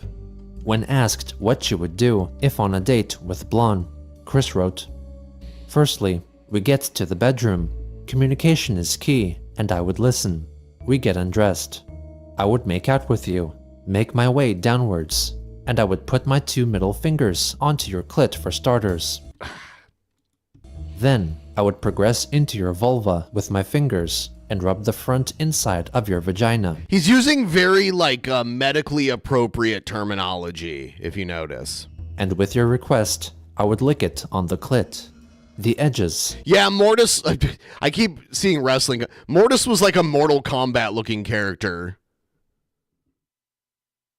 You know, like they did that in WCW. They did like characters that look like they could be out of Mortal Kombat. They even had like a Sub-Zero ripoff character called Glacier, who was like a big, tall guy that looked like he was from like, you know, he looked like Sub-Zero, but he was like a martial arts guy. Yeah. "And even put my tongue into your vag." This allegedly disgusted Blonde. On January 22nd, QB Farms moderators revealed the identity of the idea guy as Joshua Wise. They also posted his date of birth, home address, and the Facebook pages of himself and his family members. The forum members claimed that the reason for the revelation was because the content that Chris was producing under Wise's influence was quote-unquote trash. Others then came forward with information that Wise had provided them, including new pages of the Sonichu comic that were drawn under his influence. For example, some of Christine's characters became Islamic extremists or drug dealers. Also, Chris created new Sonichu characters, including Bundy Chu, in honor of infamous serial killer Ted Bundy, and Robert Chu, in honor of her father. Thinking that publicizing his personal information would be enough to deter him from contacting Chris again, Kiwi Farms members assumed that the Idea Guy saga was over. However, Joshua Wise, playing the part of John Yamada, instead informed Christine that he had come under attack and could not communicate efficiently with her anymore, so he redirected Chris to Johnson Wiles, Yamada's original character, or OC, residing in a different dimension, through whom Wise continued to message Chris. On the 23rd, Chris officially created a new pony character influenced by Wise, named Cunty Nugget, apparently of Vietnamese heritage, whose name Wise claimed translated to happiness. 5 days later, Chris attended a Pokemon trading card game tournament at the End Games card game store, wherein participants opened and then played with newly released cards contained within a pre-release kit, with an entry fee of $30. On the final day of January, Chris posted a YouTube video in which she asks for people to buy her old Pokemon cards to help pay for her mother's dental care. Hello everybody, this is Christine Chandler coming to you live from home once again. Captain's log, stardate 01312018. Yes. And before we begin with this, I would like to give a special shout out and appreciation to Brian Frogboy on Twitter for the Chris Chan Prologue comic book. Hey, I'm working with him. We're gonna try to get a few copies of that book going around. I'm personally doing that. It's the okay. Though all the details are a bit off here and there, it's still very good. Anyway, this video, aside from that, is about, in particular, my collection of old Pokemon cards. I am literally going to be selling these on eBay, and I'm pretty much showing you all what you get here. Anyway, so I'm just going to thumb through this and you'll get to see what you get. You get more than 150 or so cards. You're not going to find these elsewhere, and you're going to get plenty of bang for your buck, not only because of the cards, but because of the bonus content that is mine and mine alone.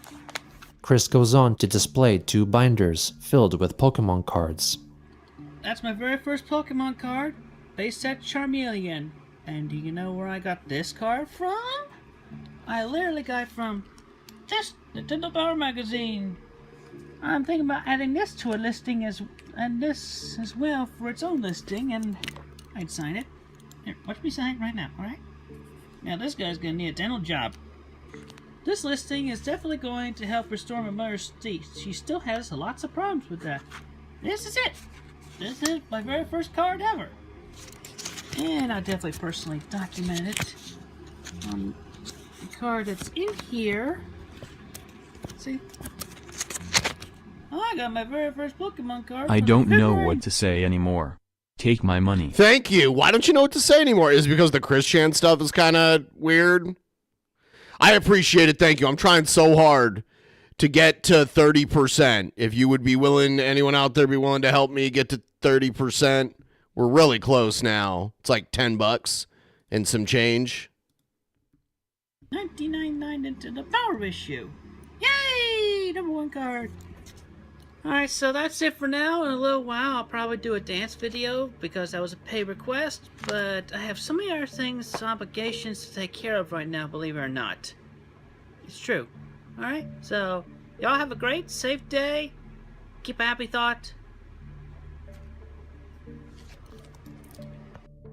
The binders were listed on eBay with buy it now prices of $700 and $200 respectively, and the signed Nintendo Power Magazine was put up for $150. Card trader Kabbalah Coffers offered $500 for the larger binder, which Chris eventually accepted. Upon receiving the package, Kabbalah Coffers filmed an unboxing video showcasing what he received. As you can see, she wrote "handle with care" everywhere, and this is loose, rolling around in the box. He proceeds to sanitize the binder and was optimistic about his purchase. He later appraised the cards and reckoned that he comfortably made his money back after the first 14 pages, and believed that in a few years, the contents of the binder could be worth $3,000 or $4,000. Wow. In response to the purchase, Chris notified her Facebook followers that all of the proceeds went to her mother, Barbara, who promptly scheduled a dental appointment. Her Facebook friend, William Elliott Waterman, doubted that she could set up an appointment so quickly, and Chris's troublesome ex-girlfriend, Jessica Quinn, was optimistic that Chris would for the time being stop using her mother to sell her junk. Not long after, Chris purchased 2 Pokemon cards on eBay, costing a total of $52. On February 1st, Christine bought the PlayStation 1 game Blast Chamber on eBay for $5. Also on that day, Chris posted a photo on Facebook of herself drawing new comic pages on a clipboard clipped onto an easel, proud to be standing and drawing. 2 days later, in response to a comment on Twitter, Brian Frogboy wrote that he personally did not believe cartoons were real in another reality, but did not influence what Chris believed. Chris replied, stating, "That is a real shame that you say that, at Brian Frogboy, because our fictional individuals are real, and they do exist. They are alive and breathing and living, just like you, I, and everyone else in this world. You should open your mind and heart to them fully." After another fan reply, it's like he's talking Brian about wrote Jesus. that if Christine truly believed a cartoon reality existed, then she should consult a professional. Chris responded, "Consult a professional is another insensitive comment. That is strike 2 at Brian Frogboy. More appropriately, you should see it for yourself to try to understand for yourself." The next day, Brian Frogboy posted a printable illustration of his rendition of a Sonichu medallion, which Chris did not approve. I'm a little country pop. We're gonna make your haters stop. I tell you straight up, no lies. Our emotions, thoughts, and love. On February 5th, after coming in contact with Chris, the independent, self-confessed boy band Boy Spicy released a song titled "Love is Love," featuring Christine on lead vocals. She sings the lyrics she originally wrote for Sonichu issue 12, with Boy Spicy providing the instrumental backing track.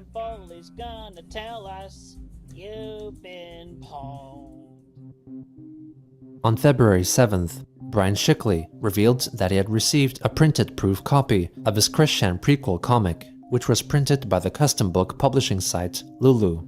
They discussed how he would provide the books for Chris to sell by herself, stating that she would be getting all the profits. 2 days later, Chris announced that her Sonichu comic books were once again available for purchase from Lulu for the first time since her ban in December 2015, which she evaded by creating a new account. Chris Chan.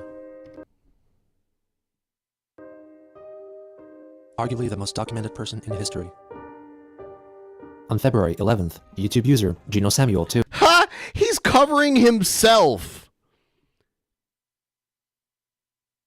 He's covering himself in the documentary, which I guess makes sense, but... Arguably the most documented... Chris Chan. Arguably the most documented person in history. On February 11th, YouTube user Gino Samuel 2 uploaded a video titled Christian, A Comprehensive History, Part 1, a multi-part documentary project presenting a near-complete chronology of Chris's life based on all available information in an objective manner.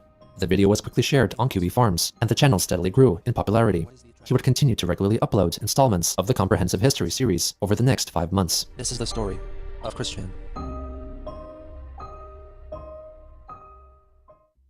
On February 16th, Christine received her copy of the Christian prequel comic by Brian Shickley and posted a photo of herself holding it up. On the 20th, she posted photos of her new Christine and Nightstar dolls, which were repainted My Little Pony figurines like their predecessors. 2 days later, she spilled paint on several pages of Sonichu issue 14, but instead of throwing them away, decided to list the stained pages on eBay, announcing so in a YouTube video. From my recent painting projects I had, and I spilled some paint on my hand-drawn cover of Sonichu number 14, as well as the first 3 pages. So I'm going to be tracing and redrawing these 4 items So at this point, I'm going to be putting these up on eBay. So if any of y'all would like something that was originally hand drawn with me from amongst my books, now's a good time. Even though it's a bit damaged, but still, you know how it is with artists. That's what makes it more unique. And I'll personally put a certificate of authenticity on all these, and these will come in a page sleeve. So step right up and pay some good money for a little bit more of something authentic from me. Thank you and have an awesome day. The pages were listed with an asking price of $100 and were sold 2 minutes after being posted.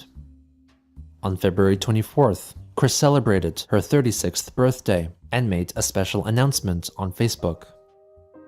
Everyone, please listen. I would like to personally talk about Christian Love Day, as it is not only my own birthday, it is not a day of loving Christians, though they are people who deserves as much kindness and love as everyone else respectively and individually does. And side note, it is also Mexico's Flag Day. But what Christian Love Day truly means to me, and I feel should be encouraged for everyone else to follow in suit on every February 24. If you would, please. It is a day to extend your love and kindness to everyone, period, and do it with as much gusto and sincerity as you like.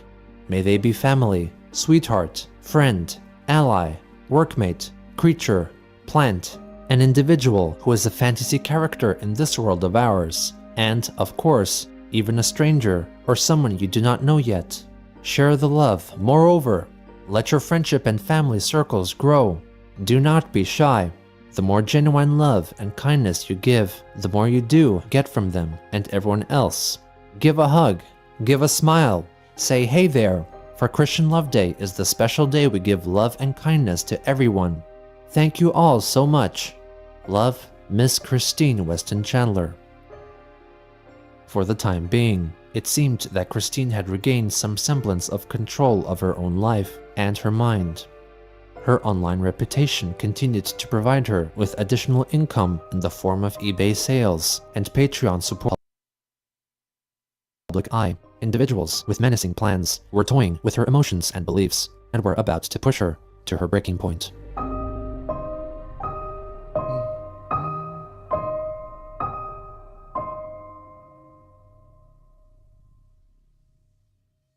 Madness.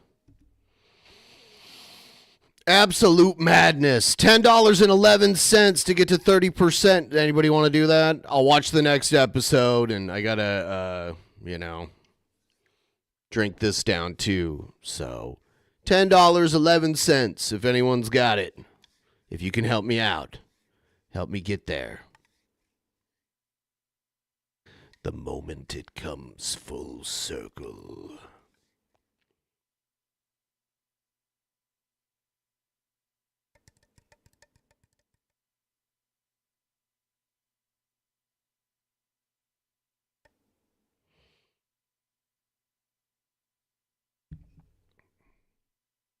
Let me see here. Fucking Jared. I read Jared's stuff and it just blows my mind how dumb he is. The stuff he writes. The lack of self-awareness and just everything.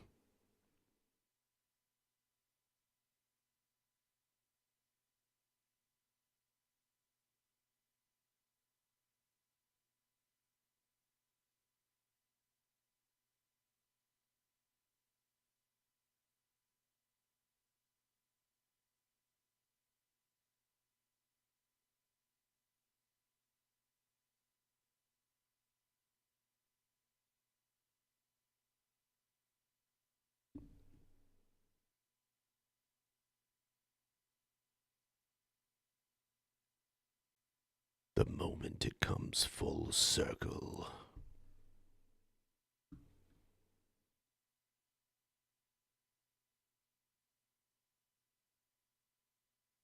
Out of money. End of the month or something. Yeah, yep. We know it. Thank you, though. I appreciate it. So 611. $4. We just need $4. $4 fucking dollars.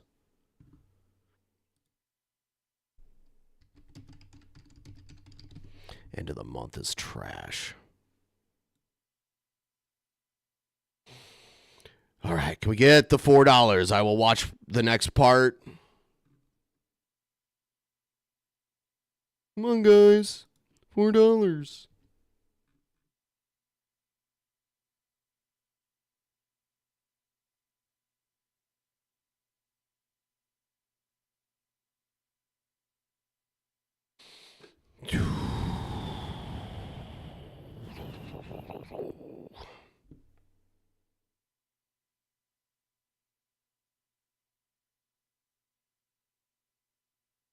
We got the timer up.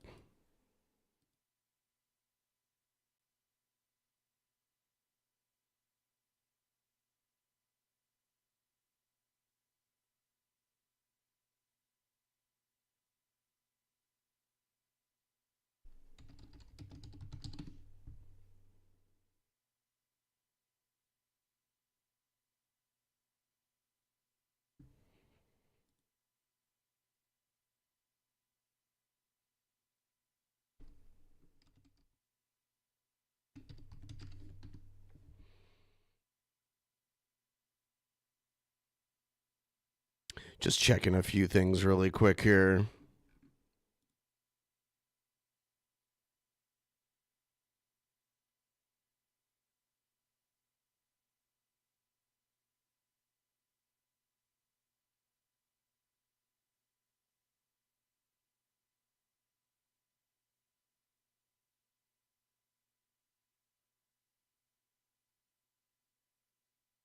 Gord TV Radio.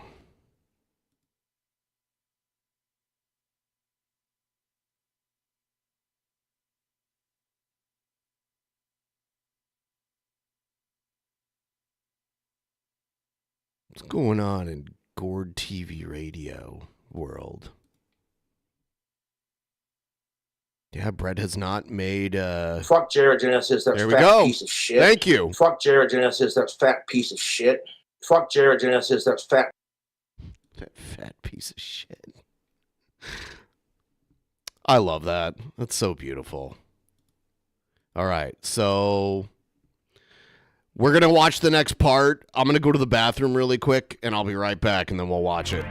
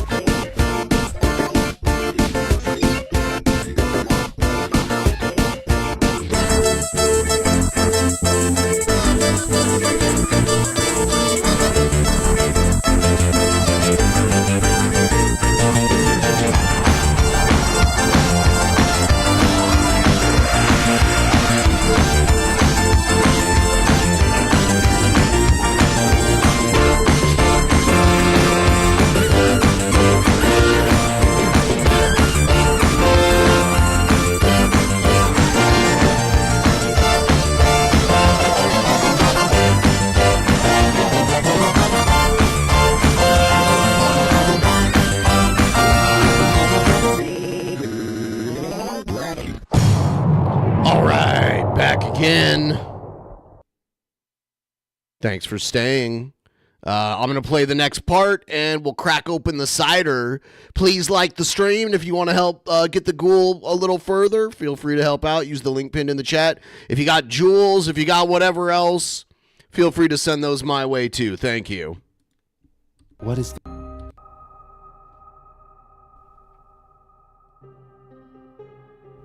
By late February 2018, the idea guy, Joshua Wise, was firmly molding Christine's thoughts and creative ideas. Unbeknownst to members of the QB Farms or other outsiders, Wise was by this point accompanied by 3 other people, one of whom was Stephen Boyd, who also roleplayed as fictitious characters with Chris, including one Gwen Mikoto, who allegedly lived in Kentucky, passing off his own family's address as Gwen's. The 2 other parties were involved to a lesser extent, and the identities of whom were never revealed nor fully uncovered. The idea guys primarily communicated with Chris through a closed communal chatting space on the instant messaging platform Discord. Here, they frequently convinced Chris to make social media posts of their request, influenced storylines of her comics, and asked for money. Both Wise and Boyd received new PlayStation Vita game consoles from her, in addition to numerous games and downloadable content. On March 3rd, Chris purchased a GameCube Game Boy player for $80, which would allow gamers to play Nintendo Game Boy cartridges on the Nintendo GameCube. In addition, she bought 2 GameCube games.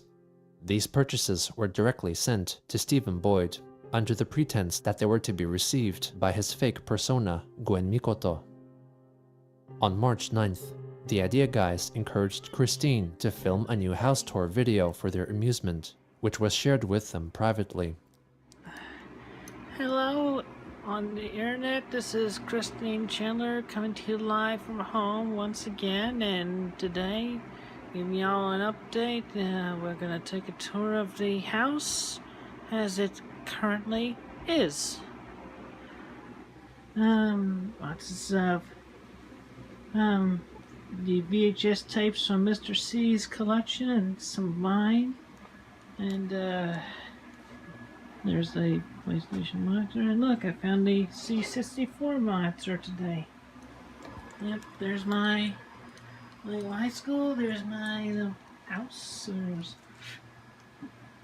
our house, there's Simpson house, there's Spooky house, and other Legos. I just kind of lost track along the way, and yada yada yada. There's my desk. Yada yada There's yada. My Sachi and Rose shoe. God, it's so cluttered. There's so much fucking clutter. YouTube there, just because for now. And standing to draw nowadays. There's my back up a bit. There's my easel and canvas. Just see some things up there. I draw on the board on the clipboard on the top. I've been used to clutter type things. Life is laundry room with it's mostly blocked. Okay, hard to get to the back door, but we'll eventually clear it out. There's filing cabinets, washer and dryer right there. And there's my bedroom. Just there's bed. Okay, and dumbbells because I do 50 reps a day. And I got my 50 reps a day. ankle and wrist weights up there along with my waist cincher that sweats it out from the belly. There's there's my transgender flag. Here's my lesbian pride flag. This is my alarm clock. This wakes me up about 6 a.m. It was my previous phone. Going upstairs, I don't want to talk much because my mother is up there. I don't want her to get suspicious, but it's pretty much where my mother is, and our dogs, sometimes our cats, and she's got mostly boxes of her clothes up there. So I'll just go with that, and I'll just look.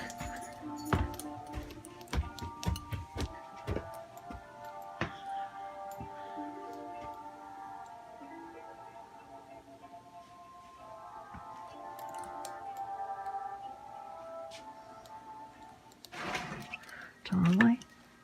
This would be the guest room if it didn't store a bunch of our stuff in here. I mean, they're hoarding cats there too, and that's gonna make your house smell really bad.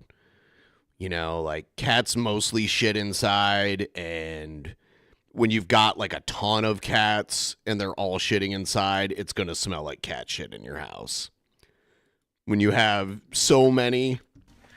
And then there's all the other reasons the house would smell bad on top of that. There's a hutch in front of that door, which you just saw from the other side. There's a picture there. And it'd be like a full-time job to keep those litter boxes empty. And kind of last, what was my bedroom and all its love and glory is now more boxes. Just, half this room is occupied by my mother's boxes. Look, clothes. Closets full of more clutter things. I'd like to be able to sort it out and whatnot. Just helps me. So much clutter. So pretty much ending in what was my bedroom. That's pretty much it for the inside the house tour as it is today. See, Bob was very much against the in the house tours. Now that Bob's gone, Chris Chan's just doing all the in the house tours. Get that stuff off of there and fast. Okay, so cut it down. Yep. Thank you very much and have a good day. Where is that button? On March 14th, Chris made a YouTube video informing her followers that she was selling a collection of comic books on eBay that were previously in the ownership of her half-brother, Cole Smithy. In the video description, she claimed that half of the proceeds would go to Smithy. Hello everybody, this is Christine Chandler coming to you live from home once again, and today I offer you a very special offering. Not just a whole bunch of comic books, look at all of them. Very, very old and lovely comic books with some age to them, but they're all in quite good condition. And there's more over here in this box. And believe it or not, these books were all by none other than, and with official confirmation too, because it was also in the box, which I dug out of the workshop recently, Mr. Cole Smithy himself. Yeah? That poor guy. But right now, you can tell he wants nothing to do with this shit. I have to wonder what he thought during the whole, like, Barb drama, you know? Like... But yeah, it was kind of like in the old, like we watched some of the early episodes and it seemed like Cole couldn't wait for Bob to croak. But then even after Bob croaked, Cole didn't come around after that. I've turned this over to my mother. Now, Barbara Ann Weston Chandler, do you personally recognize all these comic books in front of you? Yeah. No. Yes, I do. And do you attest that they each were... She dyed her hair. I belonged to at one point to your son, Joseph Cole Smithy. Yes. And not only that, but with each book, you're going to get a signature from this lovely old mama of ours. And a certificate of authenticity that backs it up definitely and so furtherly. Each of these books belong to Mr. Joe Cole Smithy himself. These will be going on eBay, each with their individual listing, and for the average current selling price from everybody else, you have my official guarantee. You also have my mother's official. Some people literally hoard garbage. Like, there are people who can't even throw away garbage. I remember when that Hoarders show was new and I watched the first few episodes. It was fascinating yet disturbing, so I couldn't watch it much after that. But I remember there was one where this woman wouldn't even throw away like old McDonald's bags and like the wrappers that the sandwiches came in and shit. And she hoarded cats too, and like her whole floor was just covered with garbage. And when they came in to like clean up the house, because that's part of the Hoarders show where they like bring in a crew to like clean up the house, they found dead cats that had probably been dead for years, buried under the garbage. Like they died and just like got buried under the garbage. It was so fucking crazy. She'll guarantee. Yes. It's like you have a rotting dead animal in your house just like covered under garbage. That had to smell so rancid. All right. Thank you all very much for your consideration and helping us with the household and the bills and everything. Y'all have a great, safe day. Chris then listed the comics on eBay at $30 to $40 each. Sometimes it freezes up with this video format. This video format can get weird sometimes. The MKV format. Oh, is it being stupid now? Was my keyboard dead? I think my keyboard might be dying.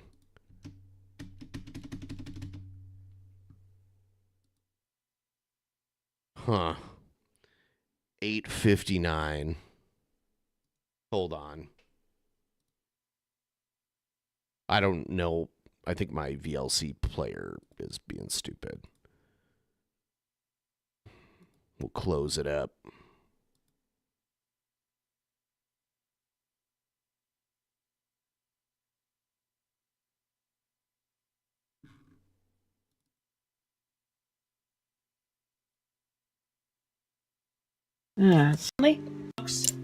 Consideration and helping us with the household and the bills and everything. Y'all have a great, safe day. Chris then listed the comics on eBay at $30 to $40 each. Over Twitter, Christine elaborated that Cole Smithy had closed himself off from her and their mother, so Chris had many good rights to sell his possessions, since he was an asshole to them.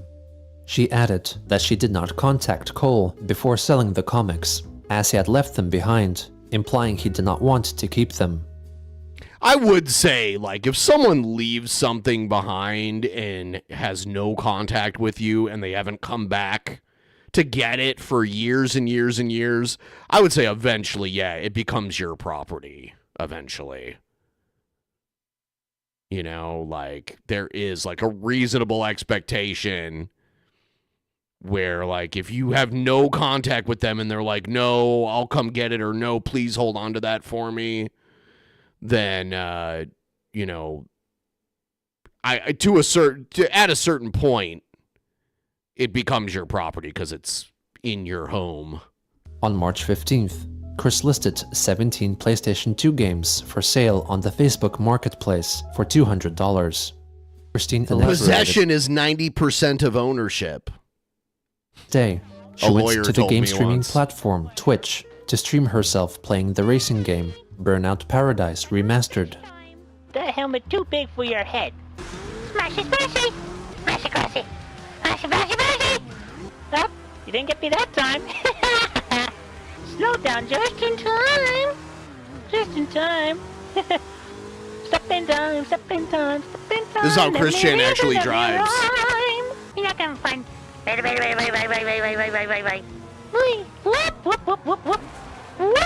Whoa! She played for around 1 hour, and the stream chat remained fairly active, though she failed to respond to comments. On March 17th, Christine posted a photo of her Christine doll, accompanied by her custom amiibos depicting Sonichu and Rosechu, celebrating 18 years since their inception.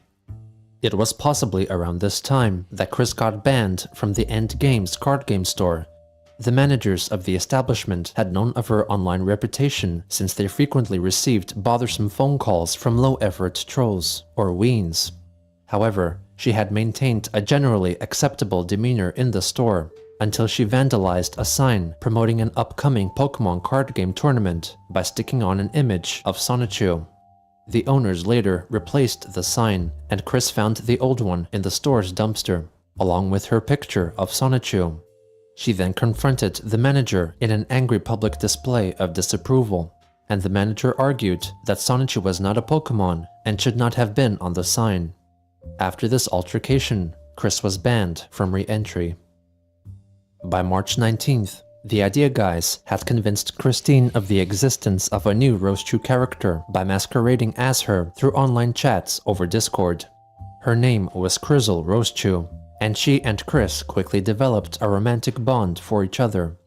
This was part of their scheme to trick Chris into believing that she was a pedophile, since Crizzle said she was 15 years old. Oh my god. 3 days later, Christine listed her old portable gaming gadget, the Polka Walker, for sale on eBay, priced at $100. It had been painted to appear like an S-Chew ball from her Sonichu comic series. It was sold within a day. On March 23rd, Chris entered the Vashon Square Mall in Charlottesville, Virginia, from which she had been banned. Soon after, she was charged with trespassing after forbidden and was placed on the therapeutic docket, a program offering routine meetings with courthouse staff and mandatory therapy sessions for those with severe or persistent mental illness as an alternative to jail time.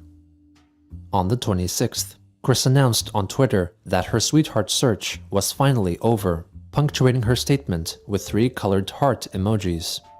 When asked by Twitter user TingsTings, she clarified that it was a relationship with 2 others to whom she was close in real life. In truth, the Idea Guys made her believe that she was in a polyamorous marriage with Crizzle Rosechew and Magichan Sonichu.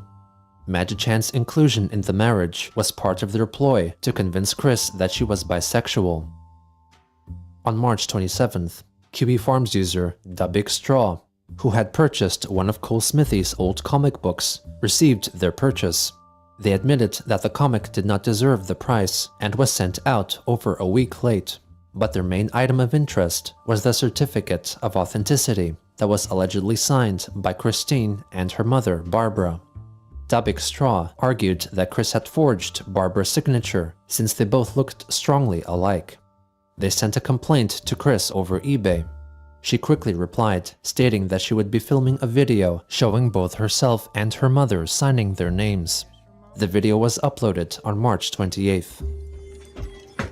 Hey, Mom. Trouble you for a minute? I'll be there in a minute. You'll be there in a bit. I have the camera running right now. We talked about the signature. So everybody right here, this is my mom, Barbara. And what we're doing today is, apparently there is a complaint from a customer. I better turn on the overhead light here, if I can muster it. Light. Light, that was the light. Light's not turning on that one. Or is it? There's my mom, Barbara Ann, and I'm giving her my pen. You see? And she's signing her name and dating today's date. Oh, shoot. What's today? I didn't check.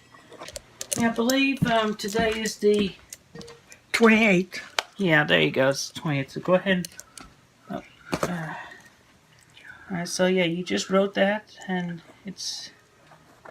Alright, and now I'll sign it.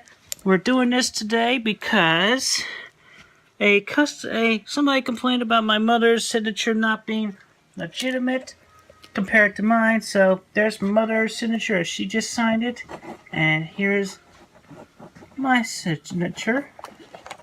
The clipboard's transparent, but as y'all can see, there's mine and my mother's. There's differences, so that's what our signatures look like respectively. Okay? There's always like a pile of trash in a corner. Oh my god, Barb. Hello. See? Her eyes look so wild. Okay. Alright, thank you, dear. Okay. Alright, so hopefully y'all take that for a good lesson, and talk to y'all next time. On the final day of March, Chris received the results of her genetic makeup after being encouraged to take the test from genealogy testing site 23andMe by the Idea Guys. She discovered that she had trace amounts of Jewish ancestry and so deeply apologized over Twitter for the hurtful comments she had made at Jewish people, including owner of the game place, Michael Snyder. She later updated her followers. So that she also finds out she's like less than 1% Jewish, so now she apologizes. But if they hadn't figured out that's some peak level narcissism. So since I'm like a trace Jewish, I guess those Jews aren't so bad. Funny how that works. Ancestry. In addition, the test showed that contrary to her claims, she had no trace of Native American DNA. She soon after made a YouTube video updating her fans with this development. And a lot of people figure that out that way. About 100% European. But also, in my paternal haplogroup, which that comes from my father, apparently, there was some black in him, so I'm black too. You're not black. I'm less than 0.1% Ashkenazi Jewish and 0.2% broadly European. So, black and Jewish behind this person. This individual right here. I'm black and Jewish. It makes a little bit. So, on the highlight of that, I'm definitely taking the first preposition to address. I personally wish to extend my apologies, my most sincere apologies to every single Jewish individual in this world and everywhere else for saying all the hurtful things I had said in the past over the years. And also I extend the same apologies to the black people. I never really had any offense against black people, mind you. I'm a fan of Michael Jackson. I'm a fan of Louis Armstrong. I was a fan of Red Fox. I was a fan of the guy who played George Sanford. Yeah, you were into old TV shows that your parents showed you. George Jefferson. It is very telling, like, when someone talks about how they like black people, but the only black people they can name are, like, athletes and entertainers. Just saying. I like black people, all right? Okay. And I didn't really have a thing against Jewish. I like George Jefferson. I must love black people. Must not be racist. Just saying. For that one time where I said that thing hastily to Michael Snyder, if you're listening to this, I apologize to you as well for that hurtful insult. So, and I'd like to go ahead and state and emphasize right now that I recognize myself, I appreciate my Jewish heritage, and I respect all Jewish people from now on and everywhere. From now on? That's so silly, man. Oh my God. From now on. And I encourage since I figured out like a little bit of me is Jewish, from now on I will respect them. That is peak narcissism. But I reserve my right to not celebrate Jewish holidays. Okay. I may, if I'm invited, then I'll celebrate with all of you, but that's not going to be my typical thing. So with that, everybody, be appreciative, be open, be kind, be supportive. I'm still a trans woman. Okay? Alright. On April 5th, Christine listed more of Cole Smithy's old comics and other childhood items for sale on eBay. She displayed the listings in a YouTube video uploaded the same day. We definitely have one-of-a-kind, unique items here. They're going to be a great buy, a great investment, and they'll each come with a certificate of authenticity, individually marked from me and our mother, Barbara Chandler, with our initials, our names on them, and that's personally verified. And some of these actually have Cole's signature on them. He has a whole bunch of Kiss stuff. You just take a look in here and you see there's some good Kiss memorabilia. Oh, and also a comic book I missed. It's a super special Kiss. All the pages in there and everything. Just he drew a bunch of mazes.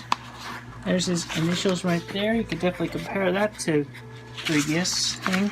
And here's one more folder. Let's yeah. Skateboarding just Random this and that's. Another maze. Anyway, so that's pretty much it for now. Okay, thank you. The folder containing Kiss memorabilia was quickly sold for $150.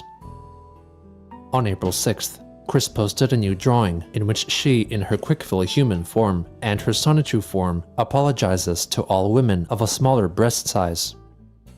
Ladies and gentlemen, I'm taking a moment to offer my respect and kindness to all women who are and remain flat-chested. The true beauty and essence of any individual woman is on the inside from their personalities, respectively, mind, heart, and soul. Breast size never makes a woman who they are, so I, Christine Weston Chandler, salute and acknowledge the flat-chested women. Y'all are prideful. Y'all are good people. Thank you. On April 8th, Christine engaged in a lengthy conversation over Discord with the Idea Guys. Joshua Wise mainly portrayed Finn, an evil character from the Japanese anime series Symphogear, and Stephen Boyd played Gwen Mikoto. After making Chris believe that she was a pedophile, they demanded that she pay them $20,000, or else they expose her pedophilic thoughts to the public. When she objected to their demands and harsh words, Wise as Finn posted an image of Kadingir, a super weapon from Symphogear, claiming that if Chris did not do as she was told, the weapon would fire at the moon, destroying it, with the potential of hurling debris at Quickville. Chris belittled Finn's weapon, writing that she could fit it inside her urethra, with room to spare. Urethra? Finn called her bluff and fired at the moon. As Wise described a moon chunk falling towards Quickville, Magi-chan, also played by Wise, showed up in the chat and demanded that Chris do something to help, instead of crying in a corner and humping a plush doll of My Little Pony character, Twilight Sparkle. Chris denied these accusations and stated that she was instead protecting her city and nation with all of her soul. She yelled that she still had hope that they would survive. Boyd as Gwen appeared to brand her a liar because she allegedly lied about being a pedophile for years and claimed to have found child pornography on Chris's computer. She then accused Chris of lying about being a man and then a woman in order to have sex. Christine called Gwen a traitor for working with the enemy, since Gwen apparently was Finn's student. Gwen said that she would abandon Finn if Chris gave her $500. Christine stated that she no longer had that kind of money. Boyd as Gwen instead demanded that Chris sit outside to ponder about her abhorrent toxicity for a week, without food or toilet breaks. If she didn't comply, Gwen would blow up Quickville's dimension with a nuclear bomb. Chris wrote that she would commit suicide if the dimension ceased to exist. Wise as Finn then claimed to bring over Chris's wife, Crizzle, who was furious at her for threatening suicide, something a real Sonichu would never do. Finn then returned and claimed to have stopped the moon chunk from falling to Earth, and together with Gwen asked Chris to film a video apologizing to Gwen, which she delivered to them about 7 minutes later. Gwen?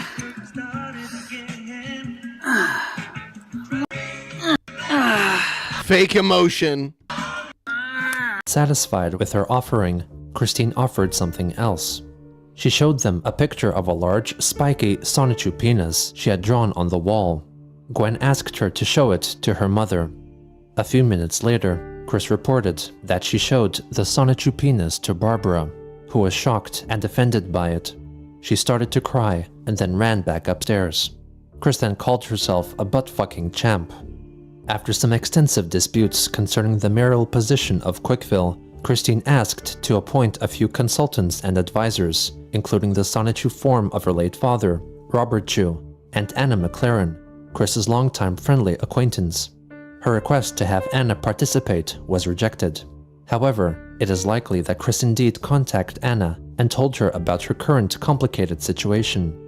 Anna may have gathered that Christine was under the manipulative influence of trolls and reported this information to Joshua Moon, or Null, the administrator of the QB Farms, in addition to other significant members. She, however, delayed calling the police about the matter since she was studying for college final exams and ultimately did not do anything more to help Chris. On April 9th, Chris posted a brief YouTube video featuring Barbara. please buy our comic books. We need the money for a mortgage. Please buy our comic books. We're just laying there. Appreciate your help. Thank you. The next day, Chris tweeted that she realized with the help of her sweethearts that she was bisexual, so put up her large lesbian pride flag for sale on eBay because she felt she needed to buy a bisexual flag to match her new identity. It was quickly sold for $100. She later on changed her Facebook profile gender to bisexual transwoman. The following day, she apologized on her Patreon page to her supporters for failing to deliver any new Sonichu pages for over 2 months because she was busy catching up with the happenings in Quickville, but promised to return to completing Sonichu issue 12-9 soon. Chris elaborated on the conversation via a YouTube video uploaded the same day. Hey everybody, Christine Chandler coming to you live from home once again in response to the post I just made on my Patreon to give y'all a little bit of an update. That's definitely true. I have been catching up on a whole bunch of Quickville events. But anyway, to pretty much summarize it up, definitely in a bit of a quote, pretty much how I'm feeling everything. Alright! Shut up! I hear you! I'm coming down! These pretzels are making me thirsty! As she continued to give idea guys more gifts and money, while also falling back on mortgage payments, Christine listed more and more of her personal items for sale. This included her custom-painted Wiimote controller for the Nintendo Wii game console for $150. On April 13th, she posted her Bible on eBay for $200, but soon removed it since she did not find a spare that she could keep for herself. Later that day, she listed 2 vintage Transformers toys that were personally signed by her. After several fans complained that signing her name devalued the products, she removed her signatures. Chris promoted her eBay items in a short YouTube video. Hello everybody, this is Christine Chandler coming to you live from home once again. Please buy the things I'm listing on eBay right now. My mother and I really need the money. Please help us immediately. Thank you. On April 14th, she listed her Manchester High School amethyst graduation ring for sale, first for $1,000, then for $10,000. Soon after, she changed the price again to $5,000. The next day, Christine posted a YouTube video titled Dick Licker, That Is I, in which she fervently licks the drawing of Magi-chan's penis on her wall. Oh my god.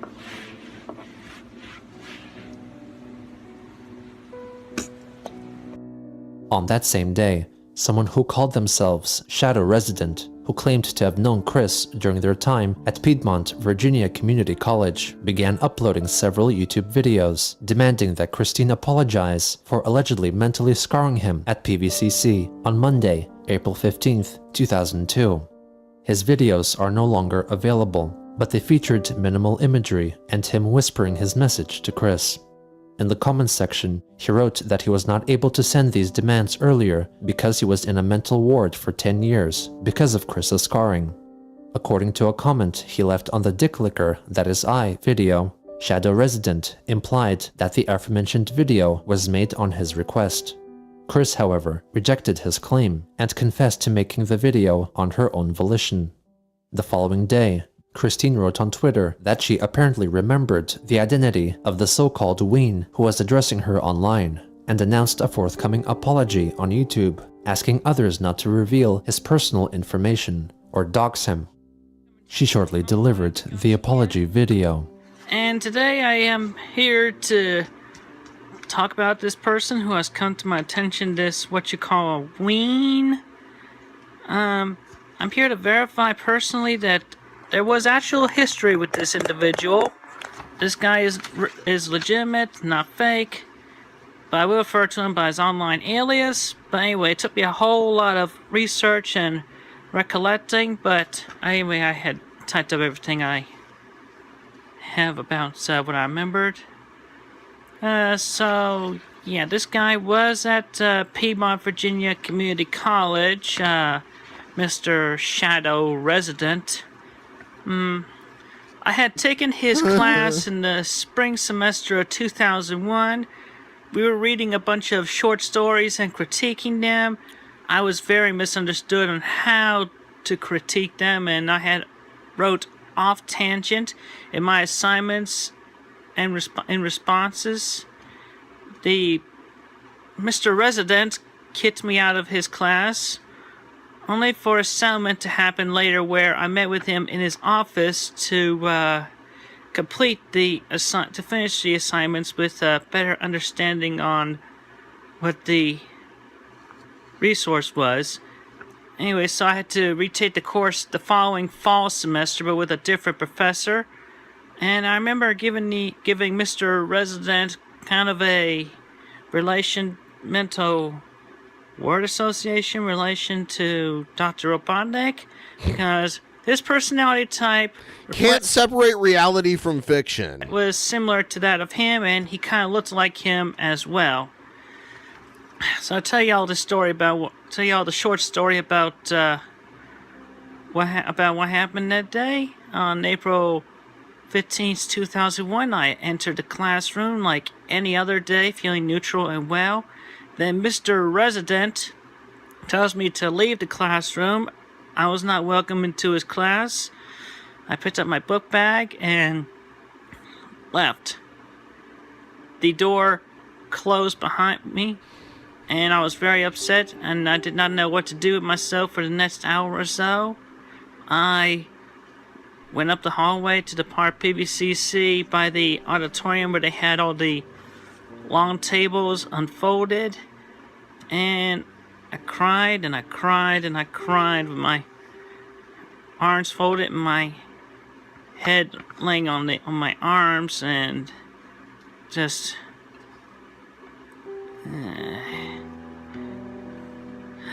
anyway, I eventually, much later, pulled out a piece of paper. Then I wrote what I did on there. I returned to the now empty classroom shortly after the class had finished, and I left a note with his name on it on the desk, and I had written something like, "You made me cry.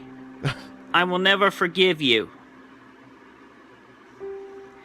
Yeah, this Mr. Resident, upon all the retrospect, I do owe you the apology, and I do humbly apologize for having written that note to you and causing you to fall mentally ill and go into all that you had gone through.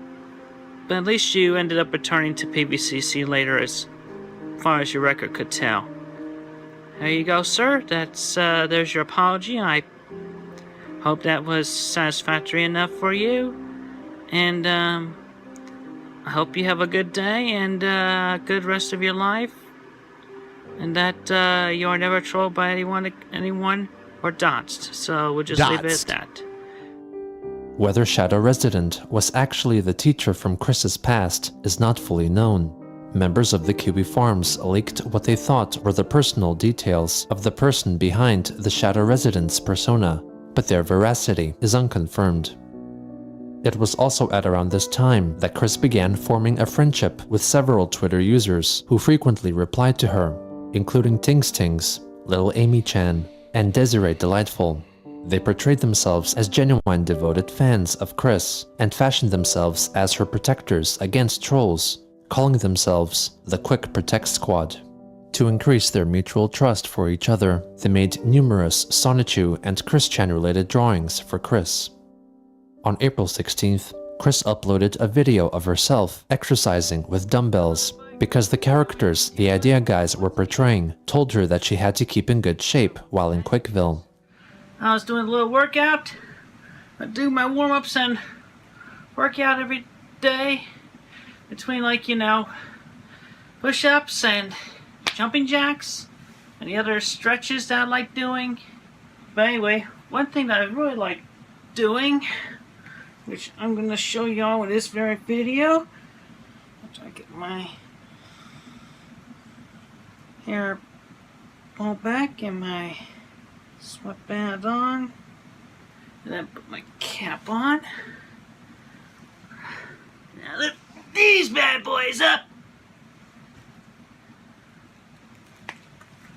Rated weight, 20 pounders. Both of these are 20 pounds, so heavy. I like doing 100 reps every day, and y'all gonna watch me do 100 reps today. I do 100 reps daily. Most daily, okay? Anyway, count with me. 2, 2, 3, 3. Here we are. 50. And 50 makes 100. Yeehaw! Alright? So get yourselves working out with me. Do 100 reps a day. But make sure you warm up. I also do my leg ups. Do 30 of those a day. Okay? So anyway, y'all can enjoy that. Have a good day. Later that day, Christine uploaded a 4-second long video fulfilling a paid request, which featured her mother, Barbara, stiffly dancing the twist. Viewers noted the visible dog feces atop of newspapers on the floor in the background. The next day, Chris pleaded for her followers to provide her with more money. We are making the mortgage and food by the skin of our teeth here. Seriously, I would not be able to afford even the ticket to BronyCon at this point without making all these sales. So, please help me so I can meet you this year. Please, buy now to help me get to BronyCon 2018. Money is tight here. If I don't make the money, I can't go at all. She expanded on her conundrum in a YouTube video posted shortly afterwards. Look, everyone, I know you want me to show myself in a video doing what I'm doing for my mom with using the money to help pay her back. I mean, but rest assured, the money that I would be getting is going towards helping my mother. Alright? And it's also going towards helping me as well, because it's not just her that has the problems here, I have the problems too. So just please buy the Transformer toys from me, buy everything from me that I put on eBay. Please, please, please, please, please! Fake emotion. Please! Could you imagine if I was like, please help me meet the goal, please! Please, please, please, please, please! Please!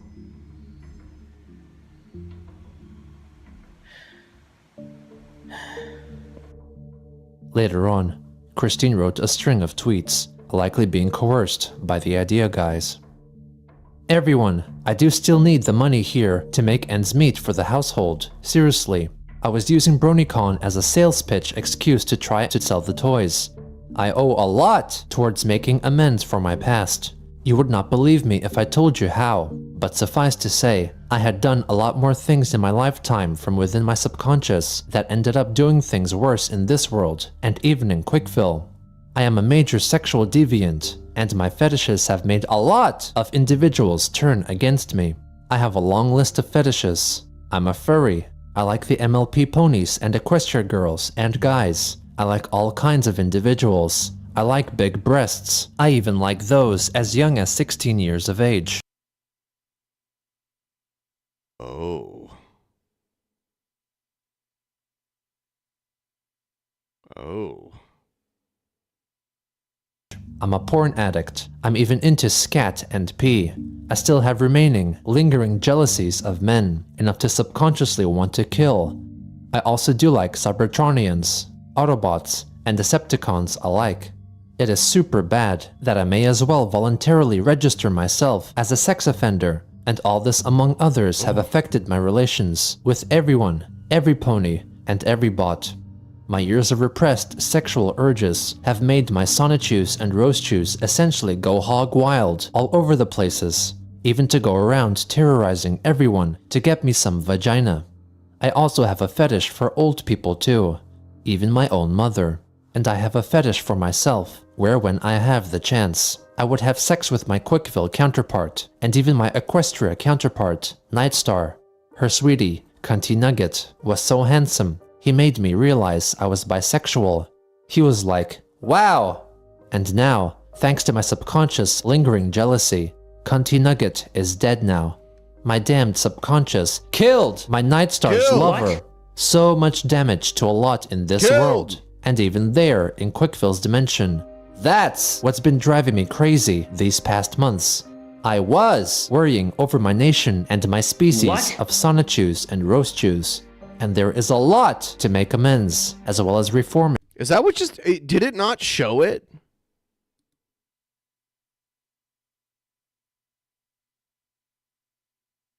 Why is it not showing the... Oh, I think it's all the periods. Yeah, you washed it out with all the text. Like the 1 billion periods before the what washed out the image. That's what just happened here. I appreciate the dono though. I know Mr. Morden gave me one too, but I don't know if I... Fuck Jared Genesis. Oh yeah, I did see that one. Fuck Jared Genesis, that's fat piece of shit. Fuck Jared Genesis, that's fat. And redeeming myself. And Jesus Christ is not one who would be doing that for me. I must reform and redeem myself for the benefit of everyone. I had repressed myself for too many years. I think it was like the billion periods. And the worst of that has cost a lot against me with everyone. And to you all and all of them. I have been very remorseful and sorry for everything. I wish to be reformed, redeemed, and forgiven by everyone. Not long after, Chris returned to Twitter to inform everyone that her account had allegedly been hacked and that her previous tweets were not her words. Later again, Chris wrote that she was having an existential crisis and asked for help. From the events of these past few days, it became all the more clear that Christine was still under the control of bad actors. No one knew for the time being their true identities, the extent of their torment, or this loosening grip on reality for their own amusement.